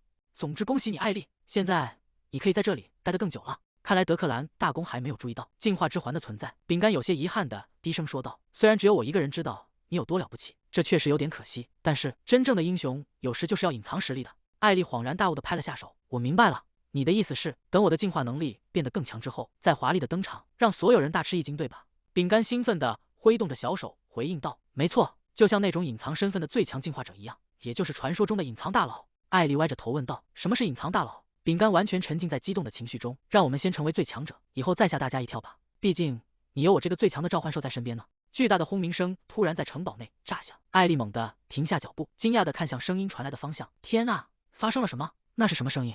城堡外的庭院里，2名守卫和1名女仆惊恐地抬起头，狂风呼啸着掠过屋顶，带起一阵不安的骚动。凄厉的尖叫声划破了长空，有怪物！一只巨大的昆虫怪物震动着透明的双翼，悬浮在半空中。城墙那边出现怪物了！艾丽跑到窗边，双手贴在玻璃上，外面有怪物！女仆快步走到艾丽身后，解释道：“后卫骑士团今天刚刚返回，看来这只怪物是隐藏了气息，一路尾随他们来到了这里。”艾丽看着窗外，身体微微颤抖。如果其他人受伤了怎么办？我应该站出来吗？女仆看着艾丽惊慌失措的模样，露出了温柔的微笑。“别担心，艾丽，德克兰不是在这里吗？”沉稳的脚步声在走廊里回荡。德克兰手握长剑，一步步走向战场。巨大的昆虫怪物发出刺耳的嘶鸣，在空中疯狂地震动着翅膀。一道紫色的剑光瞬间划破长空，精准地劈开了怪物的躯体。怪物甚至来不及反应，就被这股强大的力量斩断。德克兰手持长剑站在庭院中，周身环绕着令人窒息的压迫感。一名年轻的骑士惊恐地瞪大了眼睛：“大公阁下，大公阁下！”魔能正在失控喷发。德克兰手中的长剑斜指地面，剑刃上残留的紫色魔力正缓缓消散。他仅仅用了一击，就将那股狂暴的魔能彻底斩断。周围的骑士们目睹了这惊人的一幕，纷纷发出由衷的赞叹，真不敢相信，他竟然瞬间就用剑劈开了魔能。不愧是大公阁下，真是太了不起了！那种程度的怪物，就算闯进城堡大门，也只有死路一条。只要大公阁下在这里，奥尔特兹城堡就是绝对安全的。饼干趴在他的发髻旁，感叹道：“哦，他真的只用一招就解决了。”艾丽在心中默默想着，那个老男人确实很厉害。奥尔特兹城堡里的每一个人都如此依赖他，所以这就是为什么没有人能看见那个吗？他看起来有些疲惫。艾丽站在宽敞的房间里，回想起刚才那一幕。德克兰在确认他是否拥有免疫力时，脸上露出的神情，我绝对没有看错。就在刚才他挡住怪物的时候，也是同样的表情。德克兰看起来状态不太好。艾丽坐在铺着蓝色花纹地毯的床边，我们要去看看他吗？拉斯彭微笑着回应道。德克兰正在休息。艾丽猛地停下动作，紫色的大眼睛里闪过一丝迟疑。脑海中浮现出曾经冰冷的记忆，大人们总是冷漠的呵斥，周末不要来烦人，自己去玩。如果在大人们休息的时候去打扰，就没法和他们亲近了。现在还是不要去了，等到明天吧，那时候我一定能见到他。到了第2天，艾丽推开沉重的大门，却发现房间里空无一人。到了第3天，依然没有见到那个人的身影。艾丽抓着头发，急得在原地乱跳，连他的影子都没见到。我担心的什么都做不下去了。虽然内心一直在纠结，但不知不觉间，艾丽还是走到了德克兰的房门前。他停下脚步，看着紧闭的双门，门上挂着一块醒目的告示牌，禁止儿童入内。艾丽站在门前犹豫不决。他确实说过不让我靠近，但是我真的很担心他，而且既然收到了那么多礼物，我总得见他一面道谢才行。艾丽站在紧闭的大门前，双手紧张地搅在一起。我应该在这里等吗？女仆长不知何时出现在身后。艾丽，你是来看望大公阁下的吗？艾丽换上了厚实的白色毛绒外套，小心翼翼地推开一道门缝，探出小脑袋往里张望。女仆长竖起手指抵在唇边，仆人们使用的后门很快就会打开。我会为你穿上魔能屏蔽服，所以你只能偷偷看一眼就马上出来，好吗？艾丽眼睛一亮，谢谢你，女仆长。德克兰正静静地躺在长靠背沙发上，艾丽屏住呼吸，是他是在睡觉吗？我必须听大人们的话。他停下脚步，还是不要靠得太近了。艾丽像只小猫一样，轻手轻脚地在地板上挪动，也许只是踮着脚尖靠近一点点也没关系吧。他终于挪到了沙发边，慢慢探出头，屏住呼吸，观察着近在咫尺的德克兰。艾丽松了一口气，谢天谢地，他看起来没生病。然而就在这时，德克兰的手指微微一颤，原本平展的眉心紧紧拧在了一起。艾丽吓得缩了一下脖子。啊，他皱眉了，他是在做悲伤的梦吗？就算你不笑也没关系，但请千万不要做悲伤的梦。艾丽不由自主地伸出手，指尖轻轻触碰到了德克兰的额头。他猛地回过神来，啊，我不小心我不该在没有允许的情况下碰别人的。就在这一瞬间，一股漆黑的魔能如同决堤的洪水从德克兰体内疯狂涌出。艾丽惊恐地瞪大了眼睛，看着那如墨汁般粘稠的黑暗向自己袭来。强大的冲击力将毅力猛地掀翻在地，她重重地摔在地板上，发出一声闷响。艾丽猛地倒吸一口凉气，紫色的大眼睛里充满了惊恐。这是什么？饼干在她的肩头不安地晃动。哦不，艾丽，我觉得你潜意识里试图净化魔气，这是进化失败的副作用。噩梦共享已经开始了。他环顾四周，这里难道是公爵的梦境吗？他在那里。远处荒凉的平原上，德克兰背对着众人站立，几名骑士在他身后停下脚步，其中一人焦急地喊道：“大公，如果您就这样离开，人们会谴责您的，他们会说您是一个连自己妻子的遗体都不愿回收的男人。即便如此，您也打算遵守奥利维亚最后的遗言吗？”德克兰猛地攥紧了拳头，那是奥利维亚想要的，他要求我将他那被魔力污染的身体留在平原上，然后离开。直到最后一刻，他都是一位深爱着这个世界的伟大骑士。他望向远方破败的战场，所以即便人们怨恨我，那也无法与我的感受相提并论。为了能让你真正安息，我会保护好我们的孩子，哪怕要付出我的生命。艾丽呆呆地望着前方，黑色粘稠的液体突然从地面渗出，顺着他的脚踝向上攀爬，死死缠绕住了他的双腿。等等，这是什么？我动不了了！饼干急促地提醒道。艾丽，再待下去就危险了，我们会被这股能量吞噬的。艾丽慌乱地回应道。哎，那我们该怎么办？别担心，你还有我，这个世界最强的召唤兽，我会在这里使用我的力量。现在快回你的房间去吧。艾丽眼前的景象开始扭曲重组，她再次看到了那个背影。这就是公爵悲伤的记忆吗？他看起来是那么痛苦，我有什么办法能帮到他吗？德克兰猛地睁开双眼，从睡梦中惊醒。怎么了？这是梦吗？这不是梦。他动作迅速地翻身下床。艾丽看着他的身影，好快。德克兰站定后看向他问道：“你为什么会在这里？这里很危险，绝对不要往这边走。”艾丽挺起胸膛，自信满满的说道：“公爵大人，请不要担心魔力污染，我甚至特意穿上了防护服才过来的。”德克兰无奈地看着他回应道：“这一点都不好，你似乎觉得穿上魔力防护服就无敌了，所以你为什么要偷偷溜进我的房间？”艾丽被问得措手不及。啊，我没有偷偷溜进来，因为您送了我那么多礼物，所以我只是想过来和您说一声谢谢。德克兰抬起手遮住额头，长舒了一口气说道：“啊，没什么，所以别担心了。”艾丽呆呆地望着他，陷入了沉思。大公是守护北方的人，为了防止世界毁灭，我也必须救下大公。他下意识地攥紧了胸前的蝴蝶结，直到现在，我脑子里想的都是这些，但是我会保护好我们的孩子。大公独自背负着拯救所有人重担，世界末日、未来以及身为英雄的宿命。抛开所有这些沉重的东西，我只是单纯的希望大公不要再痛苦了。我已经决定好了。艾丽握紧小拳头，神情坚定地大声宣布：“从现在起，我会非常努力地学习进化技术，而且我一定会长得超级快。”德克兰低头看着干劲十足的艾丽，虽然不知道你为什么突然这么渴望学习，但即使是作为一星进化师，你也需要知道如何掌控自己的力量。他露出一丝欣慰的微笑，努力学习吧，负责教导你的进化师很快就会到了。与此同时，在梅丽莎侯爵夫人的宅邸里，一封来自北方的信件被送到了桌前。梅丽莎拆开信封，读着上面的内容：“祖母，我要在北方再多待2个月才回来。”梅丽莎猛地瞪大眼睛，发出一声惊呼，她颤抖着扶住额头，整个人摇摇欲坠。身旁的侍从见状，担忧地问道：“侯爵夫人，发生什么事了？”梅丽莎满脸绝望地回应道：“这简直是一场灾难！我的小宝贝，他说要在那种荒凉的地方再待2个月。”消息传到了南方艾丽爱好者祖母协会，成员们发出一阵惊呼：“什么？不，我本以为今天见不到艾丽已经够倒霉了，我还打算喂她吃好多好吃的呢。”另一位夫人叹了口气：“接下来的2个月，我都看不到艾丽跳那种可爱的摇摆舞了。”梅丽莎痛苦地揉着太阳穴，北方是个危险的地方，连成年人都会因为魔能而遭受内伤，我不该把我的宝贝送到那里的。当时我真不该心软。一位夫人看着信件感叹道：“看看她的字迹多可爱啊！但是你看这里，艾丽在超凡能力测试中不是被评定为免疫吗？”梅丽莎猛地放下茶杯，茶水溅在了托盘上。免疫又怎样？问题是我的宝贝现在就在那片野蛮的土地上。另一位夫人点头附和道：“那倒是真的。”她安慰着梅丽莎：“侯爵夫人，您得再耐心等待一段时间了。”突然，她注意到了信件的末尾。哦，在信的最后这里写着：“我也决定学习进化术了。”夫人们再次陷入了震惊。艾丽才5岁就要开始这么艰苦的学习了。我听说进化术是通过学徒制传授的，这么说，艾丽很快就会有一位老师了。但我很担心，大多数进化师性格都很古怪，据说他们非常固执。大厅内人声鼎沸，侍从们正小声议论着：“快看，那是哈罗兹，3星进化师。听说3星以上的进化师非常罕见，他真是太了不起了。”哈罗兹迈着稳健的步伐走来，听好了，今天是非常重要的一天。从今天起，我们要开始为艾丽小姐进行进化教育。等小姐到了，每个人都要介绍自己擅长的专业领域。站在他身后的几位2星进化师齐声回应：“是。”马丁站在队伍中，神情显得有些忧郁和不安。话说回来，为什么要带我一起过来？一名年轻的进化师双手抱胸：“嘿嘿，没错，那位小姐肯定不会喜欢那家伙枯燥乏味的理论。”哈，罗兹闭上眼，耐心地解释道：“马丁，你的专业领域涵盖了基础原理，所以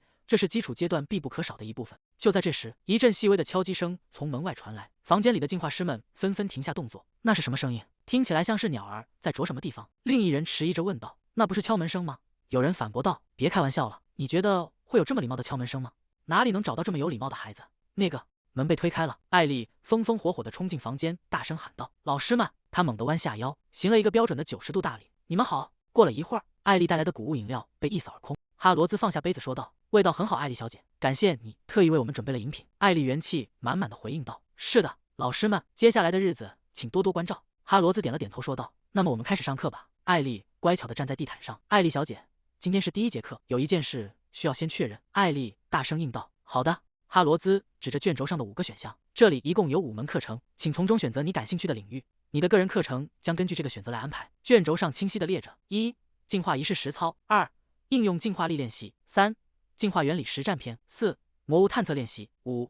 冥想进化基础。一名年轻的进化师热情地推销道：“如果你选择我，马上就能学习进化实践。”另一名进化师也凑上前问道：“艾丽小姐，你难道不好奇在森林里进行的那些进化仪式吗？”又有一人兴奋地说道：“如果选我的话，你就能近距离观察魔物了，那一定会非常有趣。”就在艾丽犹豫不决时，饼干急促地喊道：“艾丽，就是那个，选那个，快选那个，那是提升你力量的关键。”艾丽猛地一惊，目光落在了卷轴的其中一项上。马丁独自站在人群后方，他有些失落地垂下头，叹了口气：“我还是就这样待在后面吧。通常情况下，大家都更喜欢那些充满激情的实践课。艾丽小姐肯定不会想学我这种东西的，这只是基础中的基础。”就在马丁心灰意冷的时候，艾丽清脆的声音响彻房间：“那么我要选这第5门课，我想学习马丁老师的冥想进化课。”“什么？冥想进化？”“没错，艾丽，冥想进化对你来说是最好的选择。如果你学会了那个，就能吸收周围的魔能。”艾丽手里紧紧攥着卷轴，脸上洋溢着灿烂的笑容。虽然这门课很难，但只要持之以恒的练习，这就是吸收魔能的必经之路，它会对你产生巨大的帮助。进化术的基础是进化冥想。什么冥想？马丁抱着一叠厚重的书籍走在走廊上。如今还有谁会傻到从基础开始学起？况且进化冥想是一种吸收魔能的方法，总让人觉得有些排斥。在大多数人眼中，进化冥想被视为极其枯燥的事情，即便有人出于好奇尝试，也会因为过程太过艰辛而迅速放弃。这项基础技能一直以来都被人忽视。那么艾丽，我们现在开始进化冥想课。他领着艾丽来到房间中央，指着地面说道：“首先坐在这里，闭上眼睛，试着去感知漂浮在你周围的魔能。”艾丽乖巧地坐下。马丁继续指导道：“如果你专注于冥想，魔能就会慢慢聚集。虽然刚开始可能会觉得很困难。我并不明白艾丽为什么会选择进化冥想。在我看来，一旦开始，这孩子显然很快就会感到疲倦并放弃。也许只要30秒，他就会睁开眼睛大发脾气。”30分钟过去了，艾丽依然静静地坐在地毯上，双手交叠，呼吸平稳而深沉，周围的空气似乎都在随着她的节奏律动。马丁惊愕地瞪大了双眼：“这不可能！他竟然真的在进行冥想！”马丁喃喃自语道：“我简直不敢相信。由于他表现得太过专注，我起初甚至以为他坐着睡着了。但仔细观察后，魔能正缓慢地在毅力身边聚集。”马丁呆立在原地，心中满是震撼，竟然真的有孩子能如此严肃地对待进化冥想。艾丽闭着眼，嘴角微微上扬，好久没有冥想了，这种感觉和以前在跆拳道品格教育课上学到的很像。不过正如马丁所说，想要刻意将魔能吸入体内确实不容易。艾丽暗自给自己鼓劲，虽然很难，但再集中一点注意力试试看。聚集在艾丽周围的魔能被进化之环瞬间吸入，并全部转化为进化之力储存了起来。艾丽猛地睁开眼睛喊道：“搞定！现在变干净了！”艾丽跳了起来，高举双手向马丁跑去：“老师，我做完了！”马丁愣在原地：“什么？刚才还缠绕在艾丽身边的魔能，竟然在瞬间消失得无影无踪。”马丁看着空荡荡的房间，心中充满了疑惑：难道是他在最后关头失败了，导致魔能全部散开了吗？不过即便如此，能在第1堂课就通过冥想聚集起魔能，已经非常了不起了。这孩子并没有轻视进化冥想，而是非常认真地对待这门课程。艾丽走到马丁面前，仰起头问道：“那个老师，我今天的进化冥想课能得多少分？”马丁愣愣地看着艾丽：“100分，满分！”艾丽兴奋地欢呼起来：“哇！谢谢老师！”马丁看着眼前这个乖巧的孩子，不仅天赋异禀，竟然还如此懂礼貌，简直是独一无二的模范学生。马丁猛地摇了摇头：“清醒一点，马丁，不能太得意忘形了。如果多重复几次这种枯燥的练习，他肯定很快就会厌烦的。”马丁平复了一下心情，说道：“今天的课就到这里吧。那么下次见，艾丽。”艾丽大声回应道：“好的，我会努力复习冥想的。”与此同时，在宅邸的另一处，几封来自南方的信件被整齐地摆放在桌面上。德克兰坐在宽大的办公桌后，正低头审阅着这些信件。我查过所有寄来这里的信件。既然艾丽想留在北方，我就暂时随她的意。但是只要你敢动那孩子一根手指，就意味着战争。我也很快会动身前往北方，你就做好心理准备吧。侯爵夫人梅丽莎，我要亲手抚养艾丽，绝不让任何一丝邪恶的魔气触碰到她。德克兰放下手中的信件，发出一声轻叹，他还是一点没变。既然已经把消息传回了南方，接下来需要处理的事情是……他靠在椅背上，神情凝重。无论怎么想，那孩子突然觉醒成为进化者，这件事都太奇怪了。站在一旁的拉斯彭神情严肃地回应道：“是的，毕竟这是有史以来第一例。难道他的体质真的会因为某种自然原因发生改变？还是说5年前检查那孩子身体的时候，难道有人介入其中动了手脚？”我需要重新调查一下情况。他看向站在一旁的拉斯彭，目前先继续观察艾丽，并向皇宫申请送来一块古代石。拉斯彭微微欠身回应道：“好的，我明白了。虽然最近皇宫那边很难联系上。”拉斯彭像是突然想起了什么，接着问道：“对了，大公阁下，您听说了那个消息吗？”我听哈罗兹提过，但他说艾丽的课堂成绩非常惊人。原本进化冥想课是不打分的，但负责授课的马丁老师显然被深深打动了。艾丽在课堂上表现得非常出色，马丁每次都会给她打出满分。自从艾丽开始学习进化术课程以来，大公府邸里的氛围在不知不觉中发生了改变。艾丽，听说你在课上拿了第1名。府邸里的仆人们聚在一起，脸上洋溢着灿烂的笑容。恭喜你！艾丽有些不好意思地站在那里。是的，不过那是因为只有我一个人在上课呀。虽然是默认的第1名，仆人们笑着说道。即便如此，还是要恭喜你。艾丽礼貌地道谢，谢谢大家。不仅是普通的侍从，连双胞胎厨师内拉和诺玛也特意赶来。他们端着准备好的托盘说道：“艾丽，恭喜你拿到第1名，这是我们为你准备的礼物。”艾丽看着杯子里绿莹莹的液体，哇，是艾草汁，谢谢你们。艾丽捧着杯子小口喝着。咦，怎么大家都知道我的成绩了？看来想要维持那种隐藏实力的强者人设，好像有点困难呢。更让艾丽感到意外的是，甚至连大公也关注到了这件事。德克兰看着艾丽问道：“你拿到了满分？”原本他们并不会聚在一起用餐，但现在大公不仅特意准备了长达2米半的餐桌，还摆满了各种美味佳肴。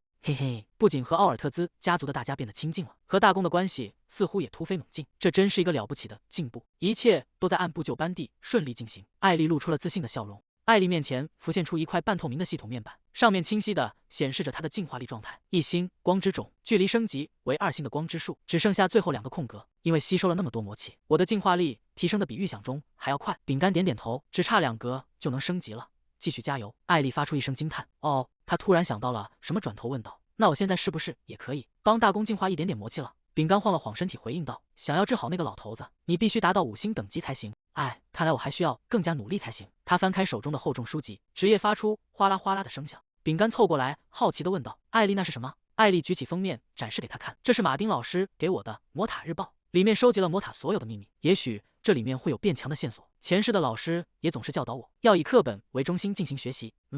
原来这是一本汇总了魔塔新闻的书。”突然，饼干惊讶地瞪大了眼睛：“咦，魔塔那群家伙竟然允许半人半兽的混血种进入魔塔了！”艾丽盯着报纸上的字眼：“半兽人混血。”饼干凑近看了看：“是啊，你看这里，说是让他们协助魔塔老师进行实验。”报纸的版面上赫然写着：“魔塔评论，半兽人混血奴隶参与部分实验。魔塔声称实验过程高度人道，仅涉及简单的体能测试。”艾丽看着这些冠冕堂皇的文字，陷入了沉思。半兽人混血，而且还是实验。他猛地抬起头，眼中满是震惊。我想起来了，我在《北方雪原的怪物》那本书里读到过这个。在那个故事里，诞生于怪物与人类之间的半兽人混血，从未被某些魔法师当成人类看待。为了追求所谓的研究成果，这些孩子被锁链束缚，沦为残酷实验与虐待的对象。这种非人的折磨让半兽人混血种对人类产生了刻骨铭心的仇恨。后来，当那些混血种终于爆发，向强迫他们参与实验的魔法师们复仇时，魔塔在烈火中崩塌，那一刻也成为了北方走向毁灭的开端。艾丽紧紧攥着手中的书，神情严肃。书里明明说是体能测试实验，没错，这绝对是我在老师的书里看到过的内容。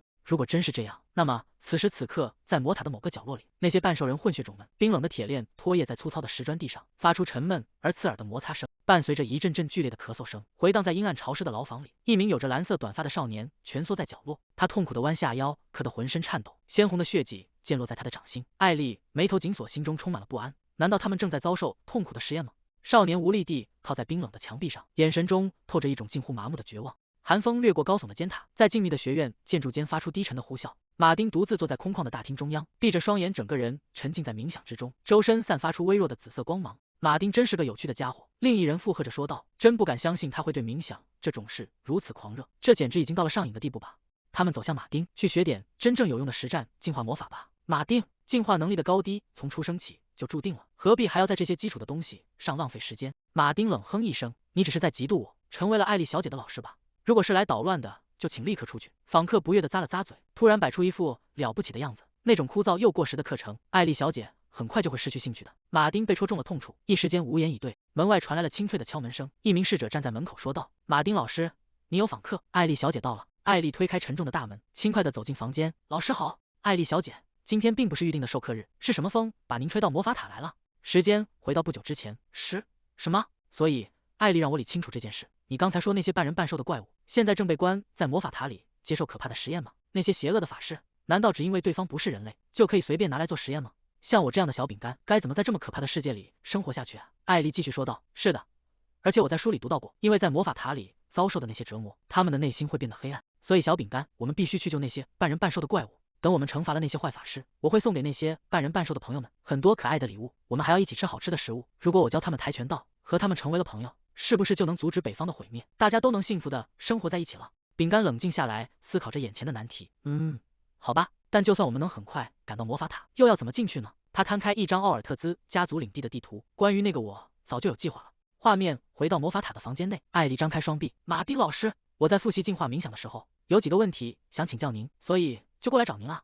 借着马丁老师的名义进入魔法塔，果然轻而易举。反正我也想多了解一些关于冥想的事情，这简直太完美了。站在一旁的法师们面露惊愕，这是在做梦吗？复习？艾丽小姐竟然在复习？那微不足道的进化冥想呢？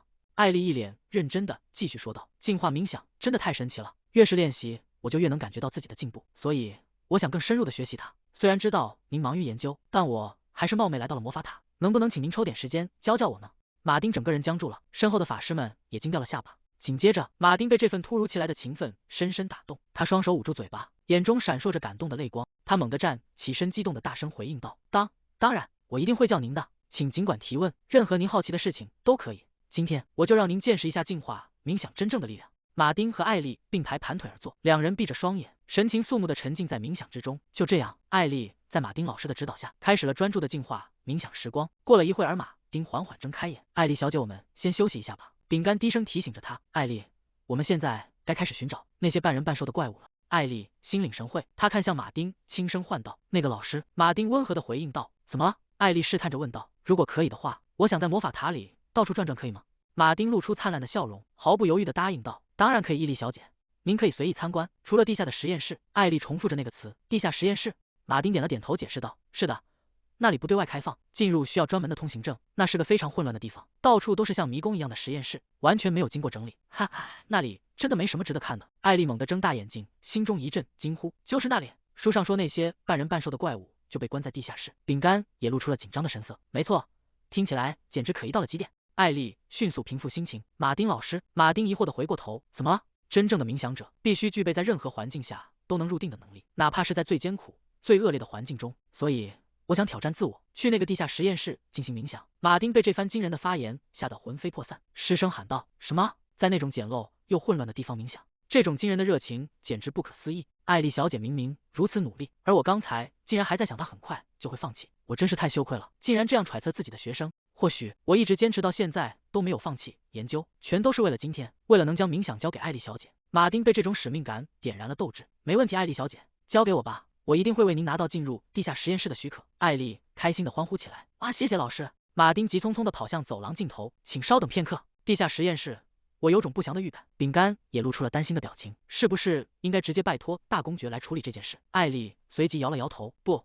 书上说那些半人半兽的怪物非常害怕人类成年人，所以我们必须亲自过去。坚持住，半人半兽的朋友们，我一定会救你们的。”与此同时，在魔法塔阴暗潮湿的地下室深处，一扇沉重的木门被猛地推开，发出刺耳的摩擦声。一个冰冷的声音在昏暗的房间内响起：“喂，你们这些半人半兽的怪物！”蜷缩在墙角的几个孩子猛地一颤：“都给我滚出来！”一名法师粗暴地抓住男孩的手臂，将尖锐的针头刺入他的皮肤。他紧紧捂住被针头刺伤的部位。周围的孩子们发出了压抑的啜泣声，其中一个孩子咬紧牙关：“该死，我们真的还有机会离开这个地方吗？”卡亨陷入了沉思。自从来到这里，已经过去好几个月了。他清晰地记得那个转折点，就在孤儿院院长发现他真实身份的那一刻。他被卖到了奴隶市场，痛苦的折磨从此拉开序幕。他和其他被称为半人半兽的孩子一起被拖拽着辗转于各个非法的展示场，像货物一样供人围观。当卡亨最初被转移到魔法塔时，他曾天真的以为生活会好转，因为起初他只是在协助一些简单的研究。但是站在高处的法师俯视着这些孩子，仔细想想，这些半人半兽的奴隶根本不算人类吧？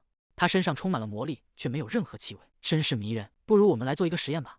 一名法师有些迟疑地问道。但是如果塔主大人发现了，我们不会有大麻烦吗？反正根本没人关心地下实验室里发生了什么，从来没有人会进到这些内室里来，所以只要不被其他法师当场抓住，我们就不会有事。一旦实验开始，那些原本相依为命的半人半兽的孩子们便接二连三地死去了。那些法师称呼我们为混杂了怪物血液的东西，人们都说我们不是人类。那些法师将他们对怪物所有的仇恨全都倾泻在了我们身上，在这个世界上已经没有任何地方可以寻求帮助了。卡亨猛地捂住胸口，发出一声痛苦的闷哼。这是刚才那些人注射的药物副作用吗？身边横七竖八的躺着同样虚弱的同伴，无止境的痛苦，我还要忍受多久？卡亨急促的喘息着，只要我还活着，这种痛苦就会一直持续下去。但是即便如此，卡亨闭上双眼，泪水在眼眶中打转。谁来救救我？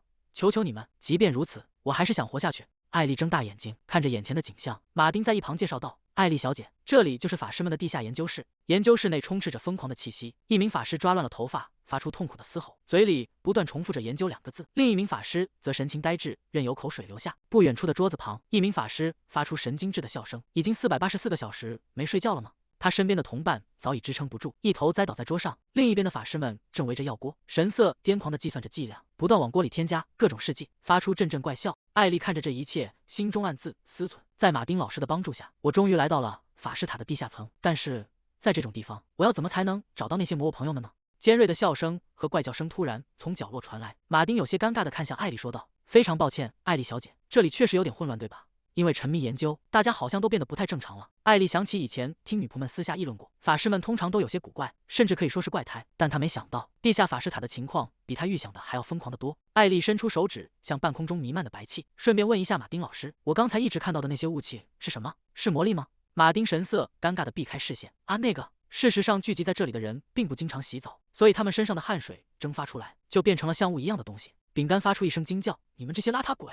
看在老天的份上，快去洗洗吧！”他低头看向手中的饼干，发现他已经翻着白眼晕了过去。小饼干，饼干竟然因为太脏而晕倒了。艾丽感到一阵恶寒，身体不由自主地颤抖起来。现在只能靠我自己了。马丁在前方引路，请进吧，艾丽小姐。马丁走在前面，语气轻松地说道。也许是因为提前听说艾丽小姐要来，今天这里看起来比平时要干净不少。艾丽看着满地乱丢的纸张和堆积如山的杂物，这叫干净了一点。马丁显得兴致勃勃，平时在地下层几乎不可能进行冥想，但看今天的情况，或许真的值得尝试一下。艾丽跟在后面，只觉得呼吸困难，这里的空气让她感到窒息。不行，必须忍耐，魔物朋友们还在受苦，我得快点找到他们。首先去找实验房。艾丽看向马丁问道：“老师，我记得在法师塔日报上读到过，塔里有一些协助实验的助手，就是那些帮助研究员的东西。”马丁点头回应道：“是的，没错。”他竖起一根手指，解释道：“从各种植物到辅助实验的动物，还有一些弱小的魔物，甚至连半魔物个体也都关在地下层。”艾丽猛地一惊，急切地追问道：“那他们现在在哪里？”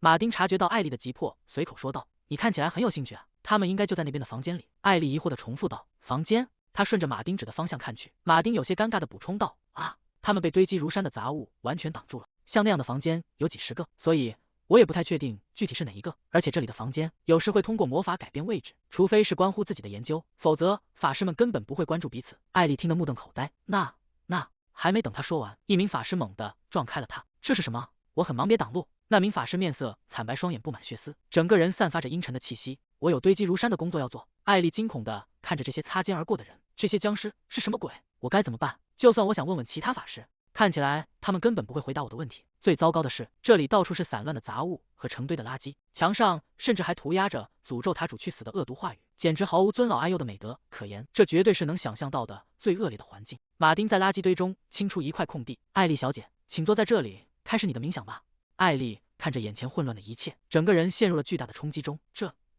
我实在受不了了。对于像他这样乖巧的孩子来说，这里的视觉和嗅觉冲击实在太过强烈，在这种地方，我根本什么都做不了。厚重的木门后传来低沉的应答声：“进来。”艾丽猛地推开大门，她戴着严实的口罩，一手拎着装满清洁工具的水桶，另一手高举着扫帚。“塔主大人，请允许我彻底打扫法师塔的地下层。”切克被这突如其来的阵仗吓了一跳。“艾丽小姐，塔主大人现在不在这里，出什么事了吗？”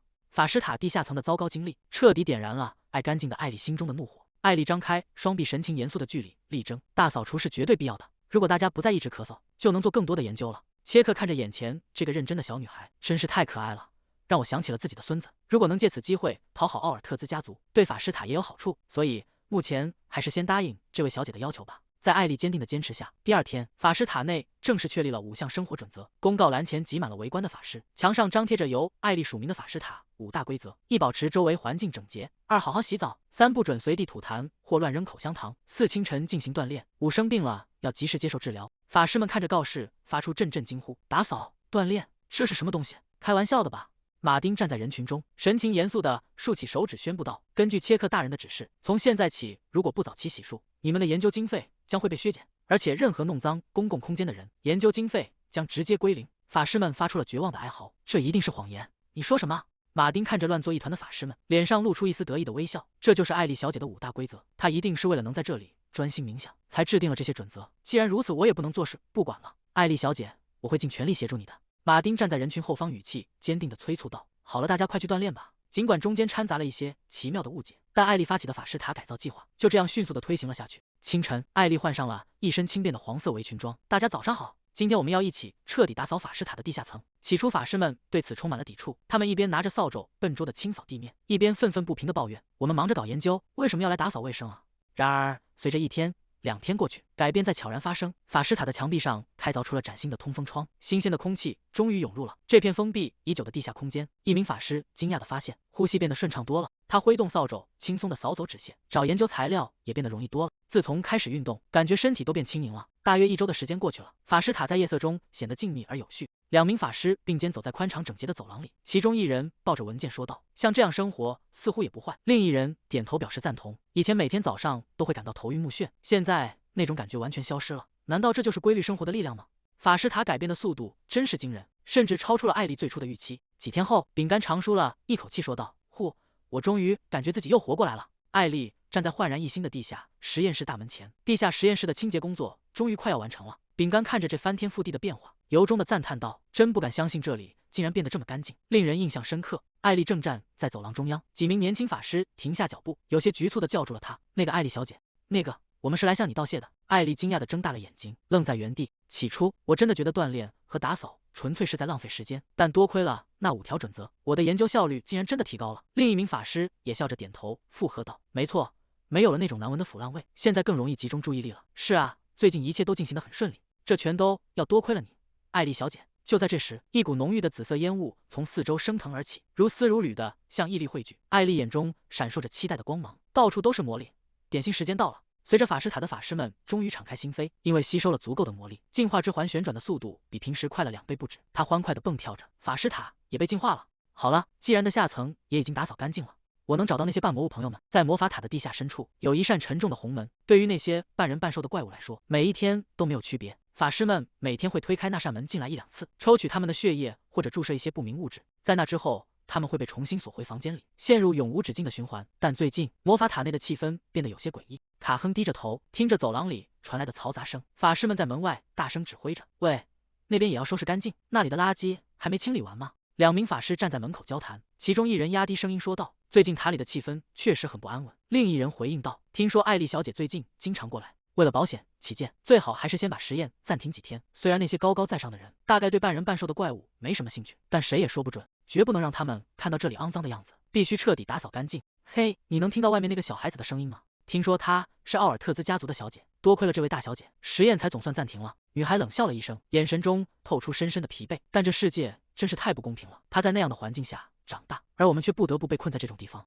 卡亨沉默地听着，没有回应同伴的话。时间在死寂的牢房中缓慢流逝，1天、2天，艾丽清脆的声音再次从门外传来：“大家好，你们工作得太辛苦了，你们是最棒的。”一个清晰的声音，没有黑暗和绝望。卡亨靠墙坐着，微微侧过头，这种感觉是什么？真是奇怪。从第一次听到那个声音起，内心涌现的情感既不是被剥夺的痛苦，也不是嫉妒。我想听得更多。那个孩子清脆的声音和我以前听过的任何声音都不同。听着他可爱的谈吐和笑声，卡亨紧紧捂住胸口。即便是在这个冰冷的地方，只要听着那个声音，似乎痛苦也会减轻一点。走廊的另一端，艾丽停下了脚步。那个房间，马丁抱着一叠厚厚的文件走在走廊里，杂物清理干净后，这里看起来真是既整洁又漂亮，对吧，艾丽小姐？艾丽停下脚步。马丁老师，那里一直有一扇那样的门吗？马丁愣了一下，顺着他的视线看去，什么？艾丽神色变得紧张起来。刚才在那个房间里，我好像听到有人在呻吟，一种不安的感觉涌上心头。难道是？艾丽快步跑到红门前，转头急切地喊道：“马丁老师，请打开这扇门。”突然，门外传来了轻微的敲门声。卡亨疑惑地抬起头，看向那扇紧闭的大门。艾丽站在门外，小心翼翼地问道：“那个，请问里面有人吗？里面是不是出了什么事？我要进来了。”伴随着金属锁芯转动的清脆声响，沉重的房门被缓缓推开。艾丽推开门，看清了屋内的景象。那双眼睛蓝得像湖泊一样。那个孩子是……我在小说里见过他，在那个烈火焚烧的未来，他是站在半兽人先锋队最前方，亲手攻击并摧毁了魔法塔的人。那是卡亨，那个拥有强大力量的少年。自己真的找到了，这里就是关押半兽人的房间。卡亨坐在阴暗的地板上，看着门口那个小小的身影，好刺眼。艾丽站在光亮处，主动打了个招呼：“嗨，我是来救你的。”卡亨愣住了，这个声音，原来他就是那个在门外说话的人。他抬起头看着站在光亮处的艾丽，你看起来身份很高贵，为什么要来这种地方？艾丽被问得愣在原地，她仔细打量着卡亨，他全身都布满了粗糙且痛苦的伤痕，那些伤口触目惊心。我只是想快点救你出来。艾丽终于明白了，为什么未来的卡亨会想要摧毁北方。在那样的折磨下，他一定承受了难以想象的痛苦，直到现在，他一定过得很辛苦吧。他蹲下身子，轻声问道：“一定很疼吧？”艾丽快步走上前，伸出小手，轻轻附在卡亨那只满是伤痕的手背上。你愿意跟我走吗？心脏仿佛被什么东西轻轻扎了一下，他自卑地缩了缩手，低声呢：“难道我的手很脏？那根本不重要。”艾丽猛地向前跨出一步，张开双臂，紧紧抱住了卡亨。“我会救你的，让我们一起离开这里吧。这一次，我绝对会救你。”在魔法塔的另一处办公室里，长官，我有事情汇报。自从推行了那5条戒律后，魔法塔的研究效率大大提高了，周围的法师们也显得神采奕奕。以前大家每隔4天就会累得晕倒被抬出去，但现在已经整整1周，没有出现过任何一个晕倒的人了。这确实令人惊讶，甚至连魔法塔的地下室都变得无比整洁。他原本还有些怀疑，但现在不得不承认，天哪，我真的必须感谢艾丽小姐。就在这时，办公室的大门被猛地推开，艾丽充满活力的声音在大厅里回荡：“大家好，长官，我有事情要告诉你。”在艾丽身后跟着几个神情局促、满身伤痕的孩子。“艾丽小姐，你身后的这些人是谁？”艾丽挺起胸膛，理直气壮地回答道：“他们是我的半兽人朋友。”切克愣了一下，随即反应过来：“啊，是地下室里的那些吗？说起来，我们确实带回了一些半兽人奴隶用来做实验，但是为什么你们的身体会变成这样？”他猛地转过头，握紧双拳，大声喊道：“切克先生，这就是我要说的事。这些朋友在地下室里被欺负了。”切克露出难以置信的神情：“什么？这不可能！我一直在审查所有的实验报告。”马丁快步走上前来：“切克先生，艾丽小姐说的是事实。我们在清理地下室的时候，发现了一个隐蔽的实验室，里面关着许多满身伤痕的半兽人，看来有人在那里进行着极其不人道的实验。”艾丽气得张开双臂，大声喊道：“肯定有一个非常邪恶的魔法师撒了谎！”切克震惊的连连后退，竟然发生了这种事！立刻把负责人给我叫到这里来！几名魔法师被强行带了进来。切克双手抱胸：“嘿，莫尔丁，半兽人实验是由你负责监督的，对吧？你不是说那只是简单的体能测试实验吗？结果你竟然把他们折磨成这副模样，进行这种惨无人道的人体实验，这到底是怎么回事？”周围的法师们开始交头接耳，纷纷投来鄙夷和疑惑的目光。发生什么事了？啧，他是不是疯了？莫尔丁咬紧牙关，发出一声冷笑：“呵，该死！擅自进入别人的实验室，明明是违反塔规的，为什么偏偏是我被抓住了？”莫尔丁猛地抬起头：“这不公平！我只是稍微使唤了一下那些奴隶而已。”切克先生，请看这个，这些是在艾丽小姐提到的那扇红门后的实验室里发现的。看来他们直到现在为止一直在伪造实验报告。切克的手剧烈颤抖着，跪在地上的莫尔丁彻底慌了神，语无伦次地哀求道：“切克先生，不是的，这一定是有什么误会！”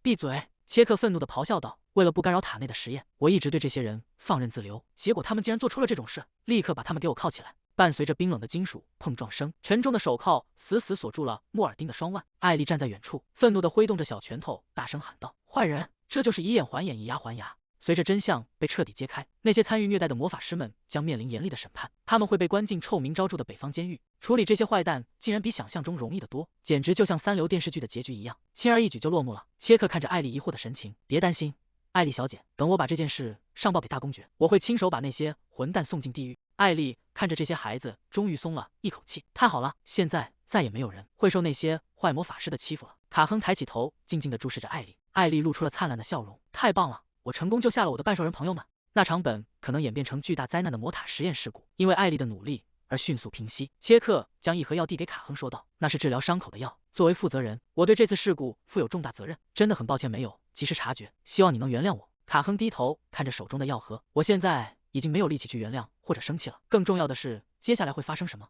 艾丽走上前问道：“切克先生，他们现在要释放了，对吧？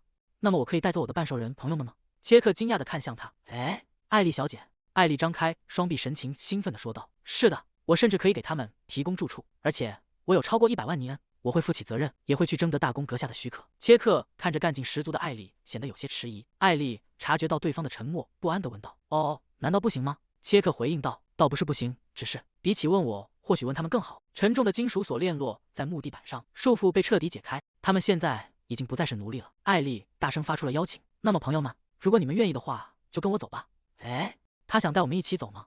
艾丽满脸笑容的继续说道：“奥尔特兹城堡里有很多好东西，在那里生活一定会很有趣。我可以教你们品试，还可以教你们怎么对练。所以我想说的是，让我们成为朋友吧。”就这样，艾丽不仅净化了魔塔，还成功救出了那些半兽人少年。艾丽救出的半兽人少年总共有5位，他们分别是迪南、里里德、维尔泽、塞瓦尔以及卡亨。艾丽看着名单陷入了沉思。卡亨作为这些半兽人少年的领袖，我自然是知道他的，但是为什么其他人的名字听起来也这么耳熟呢？艾丽闭上眼睛，努力在记忆中搜寻。我想起来了，这些少年并非普通人，他们全都是在未来觉醒了恐怖力量的强者，拥有着足以撼动世界的超自然能力。太棒了，我竟然交到了这么厉害的朋友。在原本的故事里，这些朋友会用那股强大的力量向魔塔复仇，但这一次情况不同了。如果他们留在奥尔特兹城堡，我就可以照顾并帮助他们。为了确保事情不会像书里写的那样发展，我必须好好对待我的朋友们。哇，走廊宽敞的简直不可思议，太帅了！这真的是传闻中那个幽灵城堡吗？天花板也超级高，这些东西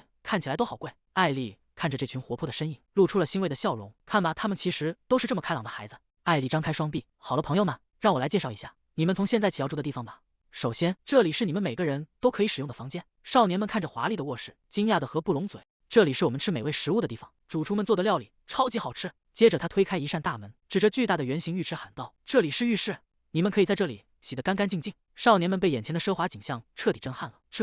这不可能吧？哇，这到底是什么样的奢侈生活呀？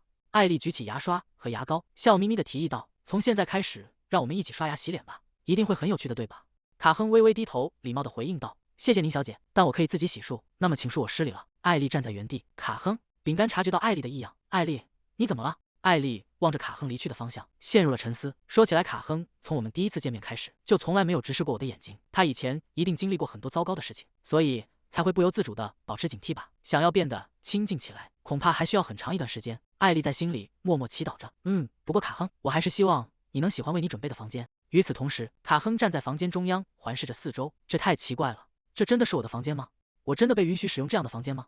他垂下眼帘，眼神中透出一丝冷峻。不，卡亨，认清你的身份。一个怪物怎么敢妄想住在这么好的房间里？也许很快我们就会被赶到简陋的棚屋里去。我无法理解那位小姐为什么要带他们回来，但我绝不能放松警惕。当初刚去魔塔的时候也是这样，就在他放下戒备的那一刻，噩梦般的实验便开始了，绝不能再重蹈覆辙。卡亨脑海中不断回想着艾丽的声音。真的很疼吗？愿意跟我走吗？我以为我永远逃不出那个实验室，但多亏了艾丽，我才这样逃出来。卡亨缓缓蹲下身子，指尖触碰到柔软厚实的地毯。我以为我的人生只是在等待死亡，但在死掉之前，他现在有了一份必须偿还的恩情。与此同时，在奥尔特兹城堡郊外的幽灵镇，几名魔法师正向德克兰汇报工作。阁下，护盾魔法的安装已经全部完成了。德克兰站在宏伟的建筑前问道：“很好，还有其他要汇报的吗？”其中一名年轻的魔法师走上前：“实际上还有一件事，关于魔塔研究经费的最新报告书，这是魔塔塔主托我转交的。这一次的报告书准备得非常详尽。”拉斯彭心中满是疑惑，这些家伙是怎么回事？平时明明都像半个僵尸一样死气沉沉的。德克兰收回目光，翻开手中的文件，这就是奥尔特兹家族提供给魔塔的研究经费报告书吗？反正也只是一些枯燥的研究记录，没什么大不了的。然而他的动作突然僵住了，与其说这是经费报告，不如说是一篇长篇大论的赞美诗。德克兰陷入了长久的沉默，这到底是什么？夸奖帖吗？艾丽欢快地跑进房间，长辈，我一直在等你。德克兰坐在沙发上，平静地回应道：“我已经听说了发生的事。”艾丽迈着小碎步跑向他。德克兰继续问道：“听说魔塔那边出了点意外？”艾丽自豪地挺起胸膛回答道：“是的，不过我已经把所有问题都解决了。我只是离开城堡几天去处理怪物，谁能想到他竟然在魔塔被当成了英雄对待。你竟然就这样鲁莽地闯进地下实验室，为什么不等我回来再说？”艾丽坐在沙发上，认真地解释道：“当时已经没有时间了，先生。”德克兰严肃地看着艾丽说道：“在这种时候，你应该先找个大人帮忙。”艾丽理直气壮地反驳道：“我找了呀，我叫了马丁老师一起去的。这孩子怎么这么伶牙俐齿？明明想找个理由训诫他一下的。”他沉默片刻，神情变得愈发凝重。“既然如此，为了你的安全着想，从现在起，严禁在不告知任何人的情况下擅自行动。”他微微低下头，语气中带着一丝威胁的意味：“如果你再敢单独行动，我就让你吃掉小孩子最讨厌的大量西兰花，还有各种各样难吃的蔬菜。”艾丽听到这个惩罚，整个人僵在原地。西兰花！然而下一秒，她却兴奋地欢呼起来：“哇，我最喜欢吃西兰花了！祖母以前经常帮我把西兰花烫熟，那味道简直超级无敌美味。既然这样，那我以后一定要多多单独行动才行。”德克兰无奈地叹了口气说道：“我明白了，差点忘了，这孩子的口味跟他祖母一模一样。总之我了解情况了，既然如此，我得去见见你带回来的那些半兽人少年。我的朋友们没有做错任何事，所以你绝对不能责骂他们。我不会责骂他们的，虽然别人都叫我的朋友们怪物，但我的朋友们也是人。”艾丽仰起头，眼神坚定地说道：“就算他们身上有魔力，我也可以帮他们全部净化掉。”净化魔力吗？这孩子说话的语气简直和我的母亲一模一样。他原本冷峻的脸庞柔和了下来，嘴角露出一抹淡淡的微笑。艾丽有些紧张地攥紧小拳头，独自一人去纠正魔塔犯下的错误。你确实做了一件了不起的大事，这种时候真想伸手揉揉他的头发啊。德克兰最终还是克制住了动作，轻声夸奖道：“没错，你很聪明，做得很好。”艾丽愣住了，我被夸奖了。经过一番波折，那些拥有怪物血统的少年们最终得到了大公的庇护，获准留在奥尔特兹城堡生活。几天后的一个下午，卡亨拘谨地坐在宽大的沙发边缘，双手规矩地搭在膝盖上。德克兰双臂交叠在胸前，审视着眼前的少年说道：“所以你就是我女儿带回来的那个孩子？”卡亨微微抬起头看向对面的男人，这个人就是奥尔特兹大公。传闻中他拥有压倒性的威慑力，看来那些传言都是真的。自从我进入奥尔特兹的城堡已经好几天了。德克兰坐在沙发上问道：“是叫卡亨对吧？听说你是个怪物，是个混血种。”“是的。”德克兰双手交叠在胸前，“我没有感觉到任何魔力。所谓怪物混血种一定拥有魔力的说法，其实是偏见吧？”卡亨平静地回答道：“是的，您说的没错。”德克兰审视着眼前的孩子，乍看之下他与普通人并没有什么不同，甚至这张脸看起来更像是某个贵族家的公子。德克兰继续说道：“我从艾丽那里听说了你的故事，如果可以的话，我会按照我女儿的意愿行事，和那个孩子好好相处吧。”卡亨愣了一下，有些迟疑地问道：“请问您说什么？”德克兰坐在沙发上，语气平静地补充道：“我的意思是和艾丽成为朋友。”卡亨微微垂下头，低声回应道：“啊，我明白了，遵命。我听说过，在贵族身边总会跟着一个侍奉的孩子，必要时还要替主人承受鞭打。我也会履行好自己的职责，作为那位小姐的奴隶。”德克兰露出些许疑惑的神色。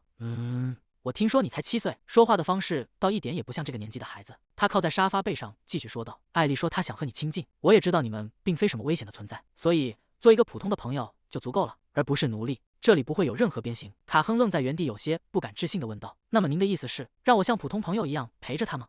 德克兰简短地回应道：“是的。”卡亨整个人僵住了，这怎么可能？仅仅因为这种理由，我就能住在这么好的地方吗？那么我到底该做些什么？卡亨坐在餐桌前，看着面前精致的餐盘，陷入了沉思。我到底有什么用处呢？艾丽坐在主位上，挥动着小手，大声宣布道：“好啦，朋友们，今天我们要一起吃好多好多好吃的。今天的菜单是鱼肉。”坐在旁边的孩子们发出了欢呼：“哇，看起来太好吃了！”其中一个孩子抓起整条鱼，吃鱼就是要一口吞下去才行。艾丽见状，立刻竖起食指，认真的提醒道：“啧，朋友们，吃鱼之前一定要先把刺挑出来，如果不这样做的话，喉咙会受伤的。鱼刺很简单啊，直接用手挑出来就行了。”艾丽吓得惊叫一声：“哎呀！”她立刻挺起胸膛，像个小大人一样挥舞着手里的餐具。如果是会弄脏手的东西，我们要用勺子或者叉子来吃，大家可以用碗旁边放着的那些工具。叉子。她学着艾丽的样子，小心翼翼地按住盘子里的鱼肉，用餐刀和叉子配合着，一点点剔出细小的鱼刺。艾丽看到这一幕，开心地拍着手赞叹道：“哇，卡亨，你做的真棒！就像这样继续练习吧。”卡亨被夸得有些不好意思，脸上泛起淡淡的红晕。他们的腿细得简直像鱼刺一样，希望他们能多吃一点，长得胖乎乎、圆滚滚的才好。祖母说过，能好好吃饭的乖孩子才是好孩子。餐桌旁，孩子们正努力对付着眼前的食物，虽然动作还有些生涩，但每个人都在认真地尝试使用餐具。艾丽看着这一幕，欣慰地心想：太好了，大家都在努力呢。一个黑发孩子兴奋地大喊道：“哇，这个超级好吃！我以前过得简直像垃圾一样，现在这种生活简直太棒了。这个可以用手抓着吃吗？”餐桌另一头已经乱成了一团，一个男孩正举起巨大的茶壶往嘴里灌，另一个孩子已经吃饱喝足，直接趴在餐桌上嘟囔道：“我吃饱了，现在想睡觉了。”然而艾丽忽略了一件事，在此之前，这些混血种孩子唯一的关注点只有生存，他们对基本的礼仪一窍不通。艾丽有些迟疑地开口道：“朋友们，大家吃慢一点，我们应该睡在房间里，而不是在桌子上睡着。”艾丽看着杯盘狼藉的桌面，陷入了沉思。朋友们还没学过礼仪，所以不知道这些也是理所当然的。可是祖母说过，如果想要出色地长大，就必须懂得礼仪。卡亨有些担忧地想到，小姐看起来很苦恼，我不想让她感到不舒服，我是不是该引导一下这些孩子？但那样做会不会显得我越权了？我到底该怎么办？基础礼仪、礼仪教育。突然，艾丽像是想到了什么好主意，眼睛猛地一亮。艾丽捂着嘴，发出一阵轻笑，呵呵呵。我想到了一个好主意，一个非常非常棒的主意。他双手合十放在胸前，眼中闪烁着兴奋的光芒，说道：“我想到了一个我们大家可以一起去的地方。”身后的孩子们露出困惑的神情。艾丽小姐要去的地方？艾丽肯定地点了点头。没错，大家一起去，我们要去教育馆。奥尔特兹城堡的教育馆是一座宏伟的建筑，那是专门为教导家族直系与旁系贵族子弟而设立的场所。作为一家专业的教育机构，这里涵盖了从各类学科知识到礼仪教育，甚至是剑术训练在内的所有课程。父亲大人，我想带着那些混血种朋友们一起去教育馆上课。德克兰坐在办公桌后，教育馆那里可是个相当危险的地方。教育馆遵循着家族初代家主的思想，在那里只有强者生存的逻辑才是真理。即便你是贵族小姐，教育馆里的那些混蛋也不会对你保持尊重。艾丽挺起胸膛，大声回应道：“没关系的。事实上，很久以前我就一直想去教育馆看看了。”他握紧小拳头，指节发出咔吧咔吧的响声。我想顺便给那些坏孩子一点教训。德克兰愣了一下，有些迟疑地问道：“什么？好吧，我会向教育馆传达消息的。我会安排骑士跟在你们后面保护。”得到许可后，艾丽迅速而有序地完成了所有准备工作。没过多久，第一节课的日子终于到来了。艾丽带着伙伴们走在宽敞的走廊上。这就是教育馆吗？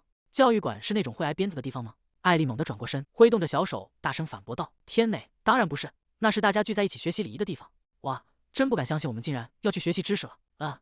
该死，我突然变得好紧张。艾丽立刻板起小脸，神情严肃地打断道：“不许说脏话。”男孩缩了缩脖子，抱歉，习惯了。艾丽深吸一口气，呼，其实我也很久没来上课了，所以今天也有点紧张呢。没想到这辈子还能像前世在道场时那样重新接受品格教育，真是让人期待啊！自从上次把那个叫舒尔茨的家伙狠狠教训了一顿之后，这还是我第一次回教育馆呢。终于，伟大的英雄要再次降临，去惩治教育馆里的那些家伙了。准备好了吗，艾丽？哇，当然准备好了。此时的教育馆教室内，贵族子弟们已经三三两两的坐好，课桌上整齐的摆放着书本和笔墨，学生们正凑在一起交头接耳。嘿，你们听说了吗？听说这次要来的新生是个超级弱的小鬼。我也听说了，据说他只有1星水平。不，我听说他教训了舒尔茨。哼，打赢那种弱不禁风的家伙有什么了不起的？肯定没什么特别的。这时，礼仪老师菲奥娜走上讲台，现在请大家保持安静，礼仪课马上就要开始了。红发男孩靠在椅背上，一脸无聊的嘟囔道：“哼，如果不是剑术课，我可一点兴趣都没有。嘿嘿，老师这太痛苦了，为什么不早点结束这种礼仪课呢？”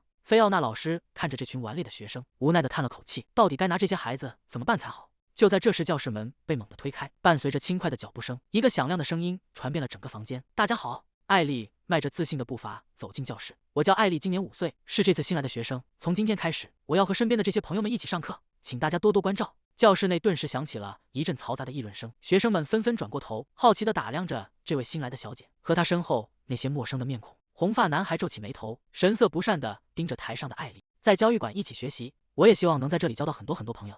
最后，我还要把这整个教育馆里的浑浊气息全部净化干净。他侧过身，指着身后一排沉默的少年们，继续说道：“这些是卡亨、迪南、贝尔泽、苏阿尔和里里德，他们是我在魔塔的朋友。”菲奥娜看着艾丽，心想：真是个有礼貌的孩子。随后微笑着回应道：“很高兴见到你，艾丽小姐。”等一下，摩根猛地站起身打断了对话：“你刚才竟然管那些半人半兽的怪物叫朋友？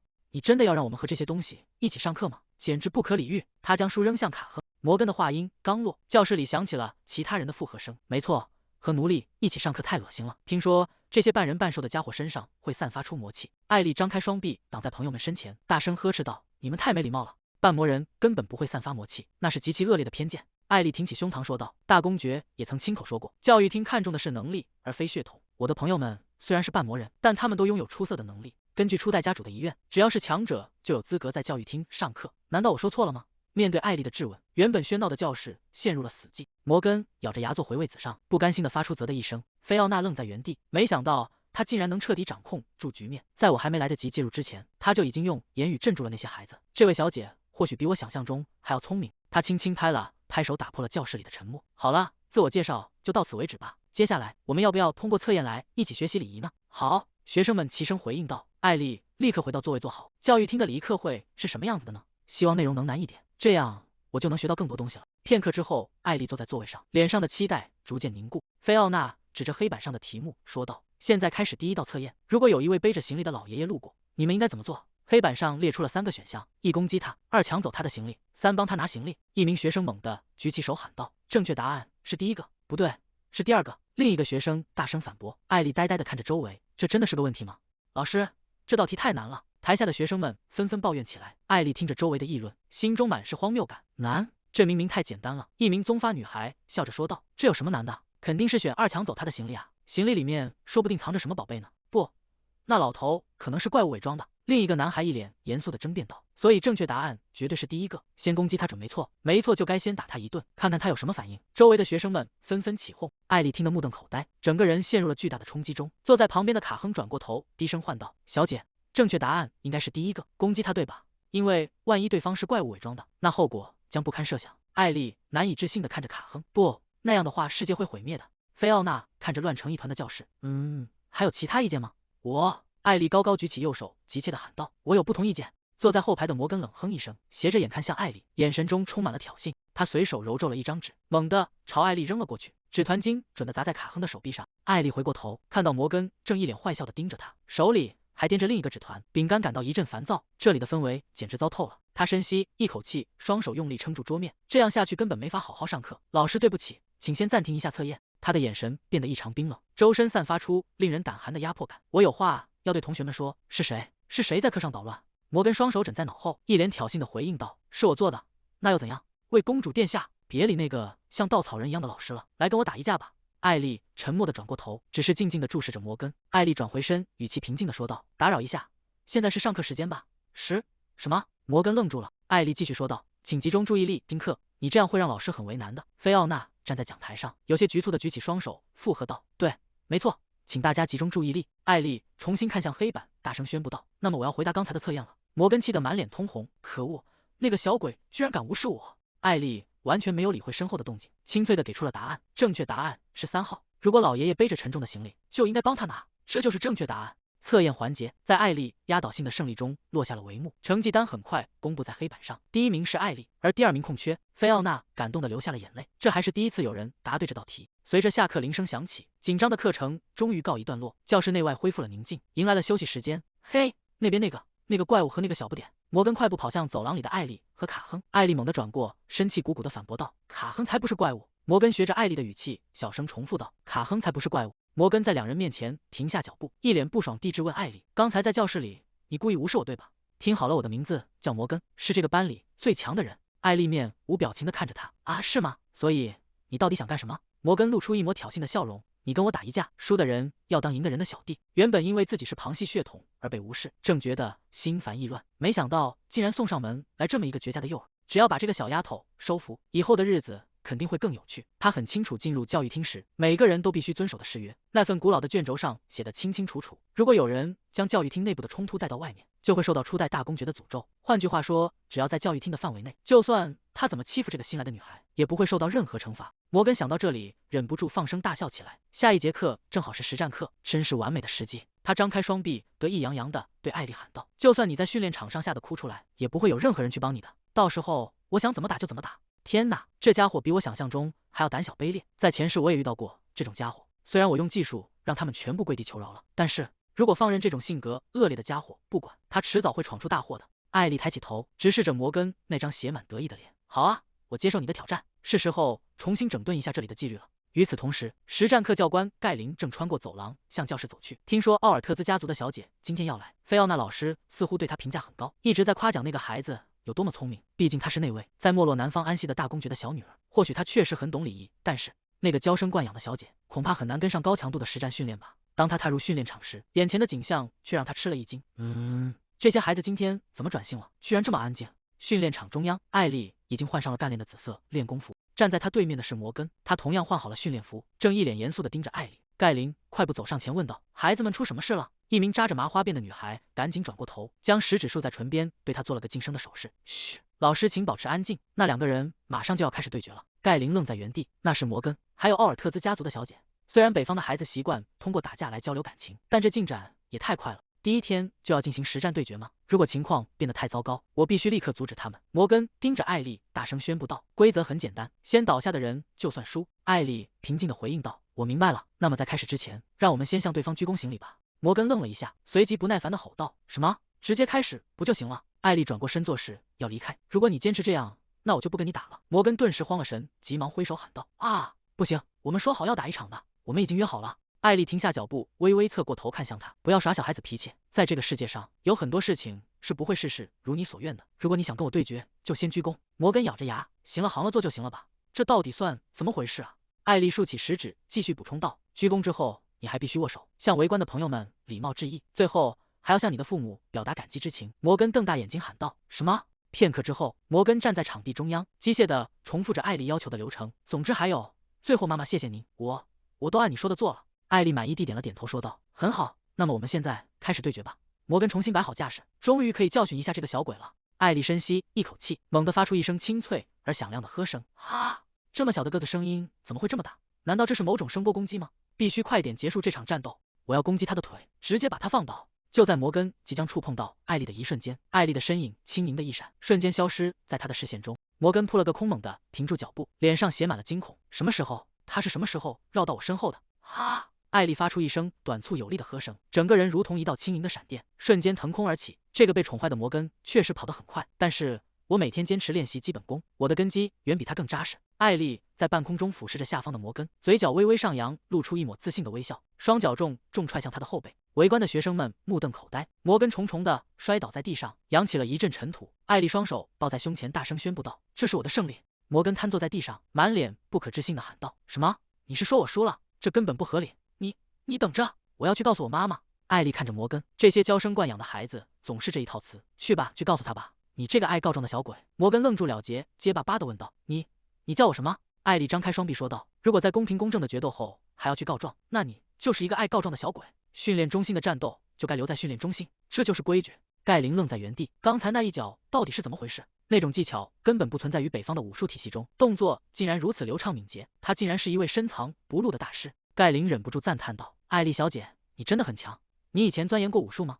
艾丽被突然凑近的盖林吓了一跳，有些慌乱地问道：“老师，您在那儿站多久了？”随后他挺起胸膛回应道：“是的，我一直都在努力练习。”盖林看着眼前这个可爱的孩子，心中暗自感慨，谁能想到这个等级最低的进化者孩子竟然是一个隐藏的武术高手。他爽朗地大笑起来，哈哈，正如菲奥娜老师所说，你真是一个了不起的人。事情变得越来越有趣了。艾丽礼貌地回应道：“谢谢您。”而在不远处的地面上，摩根依然瘫坐在那里，发出一声痛苦的呻吟。艾丽向坐在地上的摩根伸出手：“如果你不打算去告状，那么你也表现得很努力。”摩根愣住了，发出一声疑惑的轻哼。艾丽继续说道：“这是一场精彩的决斗，我的师傅告诉我，决斗应该始终以互相尊重结束。我会原谅你之前的无理行为，所以你以后不许再胡闹了，明白了吗？”摩根呆呆地看着艾丽，下意识地回应道：“好。”他握住了艾丽伸来的手。就在那一刻，注视着艾丽的两个男孩心跳都开始加速。无论是他在决斗中始终挂在脸上的那抹微笑，还是他在挥动木剑时闪闪发亮的眼睛，都深深印在了他们的脑海里。虽然早就知道艾丽小姐很了不起，但这一刻的她真的太酷了。卡亨紧紧攥住拳头，我也想变得像她一样。如果我也能像她那样毫不犹豫地向前迈进，我想变得像艾丽小姐一样强大。如果我能变得比现在更强，是不是就能报答那份恩情了？为了实现这个目标，我到底该怎么做才好？艾丽在孩子们中间彻底树立了威信，她闭着眼哼着小曲，现在终于可以专心上课了，而且也能和朋友们走得更近了吧。在训练中心进化魔器的第一个阶段，就是和孩子们交朋友，而这一切在艾丽察觉之前就已经在悄然进行中了。在奥尔特兹训练中心有一条不成文的头号准则，那就是强者为尊。没错，对于北方的孩子来说，没有什么比一个强大的同龄人更有吸引力了。围观的学生们满脸崇拜，心跳加速地注视着艾丽，这个不知从哪儿冒出来的神秘新生。艾丽在入学的第一天，就在决斗中彻底击败了班长摩根。不仅如此，他表现出的那份从容与成熟，足以让其他孩子心生向往。周围的女孩们发出了阵阵尖叫，兴奋地聚在一起，讨论着这位新晋的焦点人物。关于艾丽的传闻开始在整个训练中心迅速蔓延。没过多久，学生们甚至开始争相模仿她的一举一动。清晨的走廊里，学生们整齐地互相打招呼：“早上好，早上好。”在宽敞的教室内，一名学生拿着讲义走到艾丽桌前，问道：“打扰一下，艾丽老大，我有个问题想请教。我正在看礼仪测试的内容，上面说如果街上有只猫，你应该跟着它并逗弄它，这是正确答案吗？”艾丽耐心地解释道：“你不应该逗弄猫，你应该只用眼睛看着它们，心里想着它们真可爱。”提问的学生露出崇拜的神情。哦，周围的学生们见状纷纷围拢过来。我也想和艾丽小姐说话。艾丽小姐，饭前要说我会好好享用的，对吗？艾丽肯定地回答道：“没错，就是我会好好享用的。”另一名学生紧张地追问道：“上次您说我们不应该用手抓饭吃，难道说喝汤的时候也不能用手抓着喝吗？”艾丽无奈地纠正道：“不对，喝汤要用勺子。”真不敢相信，作为人类生活实在太难了，礼仪课要学的东西实在太多了。学生们聚在一起抱怨着，虽然知道正确答案是什么，但做起来既不舒服又烦人，还是以后再学吧。艾丽看着垂头丧气的同伴们，鼓励道：“没那么难，朋友们，我会一项一项教给你们的。”虽然大家愿意提问是一个巨大的进步，但看着桌上那些惨不忍睹的试卷，艾丽陷入了沉思。真是奇怪，为什么我教给他们一件事，他们就会忘记另外10件事？朋友们似乎对礼仪很感兴趣，但他们觉得学习这些实在太困难了。难道我漏掉了什么吗？他想起在北方的环境下，魔气对孩子们的精神影响尤为严重，这种负面能量会阻碍他们的认知和记忆。艾丽猛地停下脚步，心中豁然开朗。我明白了，必须先净化掉那些魔气才行。他握紧小拳头，眼神变得坚定起来。好，让我们来试一试吧。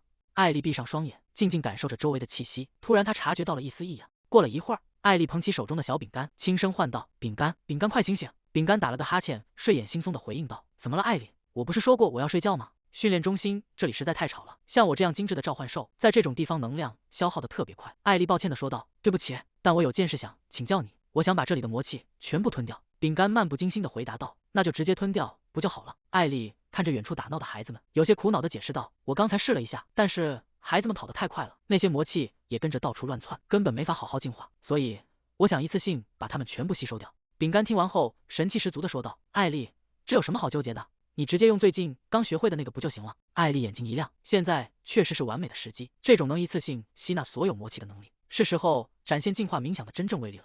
艾莉像是突然想到了什么，兴奋地喊道：“我明白了，我现在就去试试。”她迈着轻快的小碎步跑开了。摩根低着头，周身笼罩着一层阴郁的气息。自从上次决斗输掉之后，他的自尊心就被彻底击碎了。但相比于失败的挫折，更让他难以忍受的是另一种情绪。他看着远处被同学们簇拥着的艾莉，心中充满了嫉妒。我也好想加入他们去艾莉那边啊！我真的很好奇，他平时到底都吃些什么，才能变得那么强？而且自从那场决斗之后，总觉得身体的感觉怪怪的，心跳快得不正常。他四处张望了一下，发现艾莉现在似乎是一个人，这可是绝佳的机会。摩根从怀里掏出一个瓶子，那是大人们常喝的强力饮品咖啡。我要把这瓶属于战士的兴奋剂作为贡品献给他，不是作为礼物，然后我们可以一起喝掉它。等喝完之后，我再向他发起一次决斗。就在摩根准备迈步走向艾莉时，一个冷淡的声音突然从侧方传来：“等一下，你想干什么？你这个怪物混血儿！”卡亨站在走廊中央，挡住了摩根的去路。自从决斗之后，你就一直鬼鬼祟祟的跟着伊莉小姐，对吧？我看见你在后面盯着她看。他看着眼前的卡亨，心中暗自腹诽：这家伙难道一直在监视我吗？他不过是个整天黏着伊莉的讨厌鬼，一个既没能力又没地位的家伙。摩根挺起胸膛，虚张声势的吼道：“我现在要去见艾莉，快给我让开！艾莉身边的位置是属于我的，因为我是仅次于她的第二强者。”卡亨微微低头，额前的碎发遮住了他的神情，他并没有让路的意思，反而伸出了一只手。一股诡异的紫色气息在卡亨指间蔓延，摩根突然感到一阵强烈的压迫感，身体仿佛被某种无形的力量禁锢住了。他惊恐地大叫起来：“什么？我的身体怎么动不了了？”想要变得像艾莉小姐那样，就必须时刻注视着她，徘徊在她的身边。卡亨伸出手按在摩根的头顶，还有，必须铲除所有会对你所仰慕的艾莉小姐造成威胁的竞争对手。卡亨盯着摩根，警告道：“别妄想伤害艾莉小姐，还有把那瓶可疑的液体也清理干净。”摩根瘫坐在地上，看着被打翻的瓶子，慌张的辩解：“这只是咖啡，我发誓，从现在起你必须永远服从艾莉小姐，明白了吗？”摩根眼神涣散，支支吾吾的回应道：“摩根猛地一颤，意识瞬间回笼，他疑惑地看向四周：“咦，我在这里做什么？”卡亨站在一旁，冷冷地注视着跪在地上的摩根。这只是一种轻微的洗脑，只会潜移默化地影响潜意识。摩根挠着头，一脸茫然地环顾左右。卡亨看着他，心想：对于这种家伙，这种程度的洗脑已经足够了。卡亨按住额头，感到一阵眩晕，头好痛。这是扭曲记忆带来的副作用吗？这是他最近才觉醒的能力，一种可以扭曲空间与记忆的力量。扭曲能力，卡亨从未想过自己真的会把这种力量派上用场。这种能力对成年人或强大的对手根本不起作用。他曾以为，即便使用了这种力量，也不会改变任何现状。卡亨看着自己的手掌，陷入了沉思。卡亨用力握紧拳头，虽然我现在还很弱，无法完全掌控它，但为了变得更强，为了报答那份恩情，这份力量一定会派上用场。卡亨将手按在胸口，眼神变得坚定。现在开始今天的课程吧。好的，老师。站在讲台上的菲奥娜推了推眼镜，显得有些手足无措。哎，为什么大家都在盯着我？听得这么认真，甚至还用上了敬语。艾莉躲在书本后面，发出一阵窃笑。答案果然是净化冥想。在彻底净化了朋友们身上的魔气后，我的净化值大幅提升了。艾莉看着教室内专注听讲的同学们，心中暗自得意。而且正如我所料，魔气消失后，大家的注意力也都提高了。摩根猛地举起手，大声喊道：“老师！”后排的两个男生凑在一起，小声嘀咕：“摩根那家伙，你不觉得他的眼神变得清澈了吗？”另一个男生点头回应道：“确实，简直就像个眼神清澈的疯子。”摩根听到议论，涨红了脸，回头怒吼道：“闭嘴！”没想到连摩根这个最大的麻烦精都被净化了，这真是一项了不起的成就。育幼院的其他孩子也改变了很多，但最令我欣慰的是，这种激情已经开始在卡亨那双暗淡的眼神中显现出来，他的眼神里有了光芒。除此之外，我的其他半魔族朋友们也都在努力学习，大家都在进步。老师拍了拍手说道：“好了，各位同学，我现在发给你们的是本周的家庭通讯录，你们每个人都可以把它带回家去。”艾莉愣住了，盯着手中的纸张，这是家长参与课。在北方这片土地上，孩子们被称为北方的野孩子。乍看之下，大人们似乎抛弃了这些孩子，但这仅仅是北方为了在严酷环境下生存而采取的传统教育方式。每个家庭其实都在倾注心血培养后代，因此家长参与课成了教育中心最重要的活动之一。艾丽低头看着手中的通知单，手指轻轻摩挲着纸边缘，陷入了沉思。几天后，艾丽推开沉重的大门，探出头喊道：“老师你好，我听说您在找我。”老师从办公桌后站起身迎接道：“艾丽小姐，你来了。其实没有别的事，只是关于明天的家长参与课，我还没有收到你的确认回复。你这次把家庭通讯录交给公爵了吗？大多数家长都会参加，所以如果德克兰大人也能来，就太好了。”艾丽绞着手指，支支吾吾地回应道：“啊，那个老师。”她眼神躲闪心虚地解释道：“主人他超级忙的，大概吧。”老师疑惑地追问：“是吗？”艾丽顾不上多说，转身就跑。没关系的，他不来也没关系，我先走了。艾丽在走廊里飞快地奔跑，她对老师撒了谎。事实上，我根本没有告诉公爵关于家长参与课的事，因为我不想打扰他。因为即便是在那时候，如果你能来的话，一定会很有趣的。父亲头也不回地摆手说道：“你爸爸很忙，去叫你奶奶替我去吧。”他一边走远一边嘟囔着：“真是的，他总是这么爱给人添麻烦。”年幼的艾丽手里紧紧攥着那张通知单，沉默地站在原地。艾丽拼命摇着头，试图甩掉那些不愉快的回忆。我才不是因为害怕再次被拒绝才没告诉他的，真的。德克兰是守护奥尔特兹城堡的大公爵，他每天都那么忙，肯定没有时间来参加这种家长参与课的。艾丽，你真的没关系吗？他闭上眼睛，随后用力点了点头，大声回答道：“没关系，所以我也绝对不能成为他的负担。”第二天，家长参与课的日子如约而至，家长们陆陆续续抵达了现场。红发男人环顾四周，发出一声轻叹：“呵，看来大家都感觉到了，不是吗？”身旁的男人点头回应道：“是啊，我也感觉到了。我只是想弄清楚我们的孩子到底发生了什么。”一位父亲愤怒地大喊道：“为了今天，我甚至特意请了假。”这一次的家长参与课，所有的家庭竟然破天荒的全部出席了。原因其实很简单，这些家庭的大人们最近都面临着一种令人震惊的状况。一位家长感叹道：“你们看我的孩子，以前的他总是懒散地躺在沙发上，一副无所事事的样子，甚至连招呼都懒得打。可现在的他却完全变了样，他穿戴整齐，精神抖擞地站在门口迎接道：‘父亲，您回来了，今天辛苦了。’”那位父亲激动的几乎要流下泪来。我回家的时候，孩子竟然主动出来迎接我了。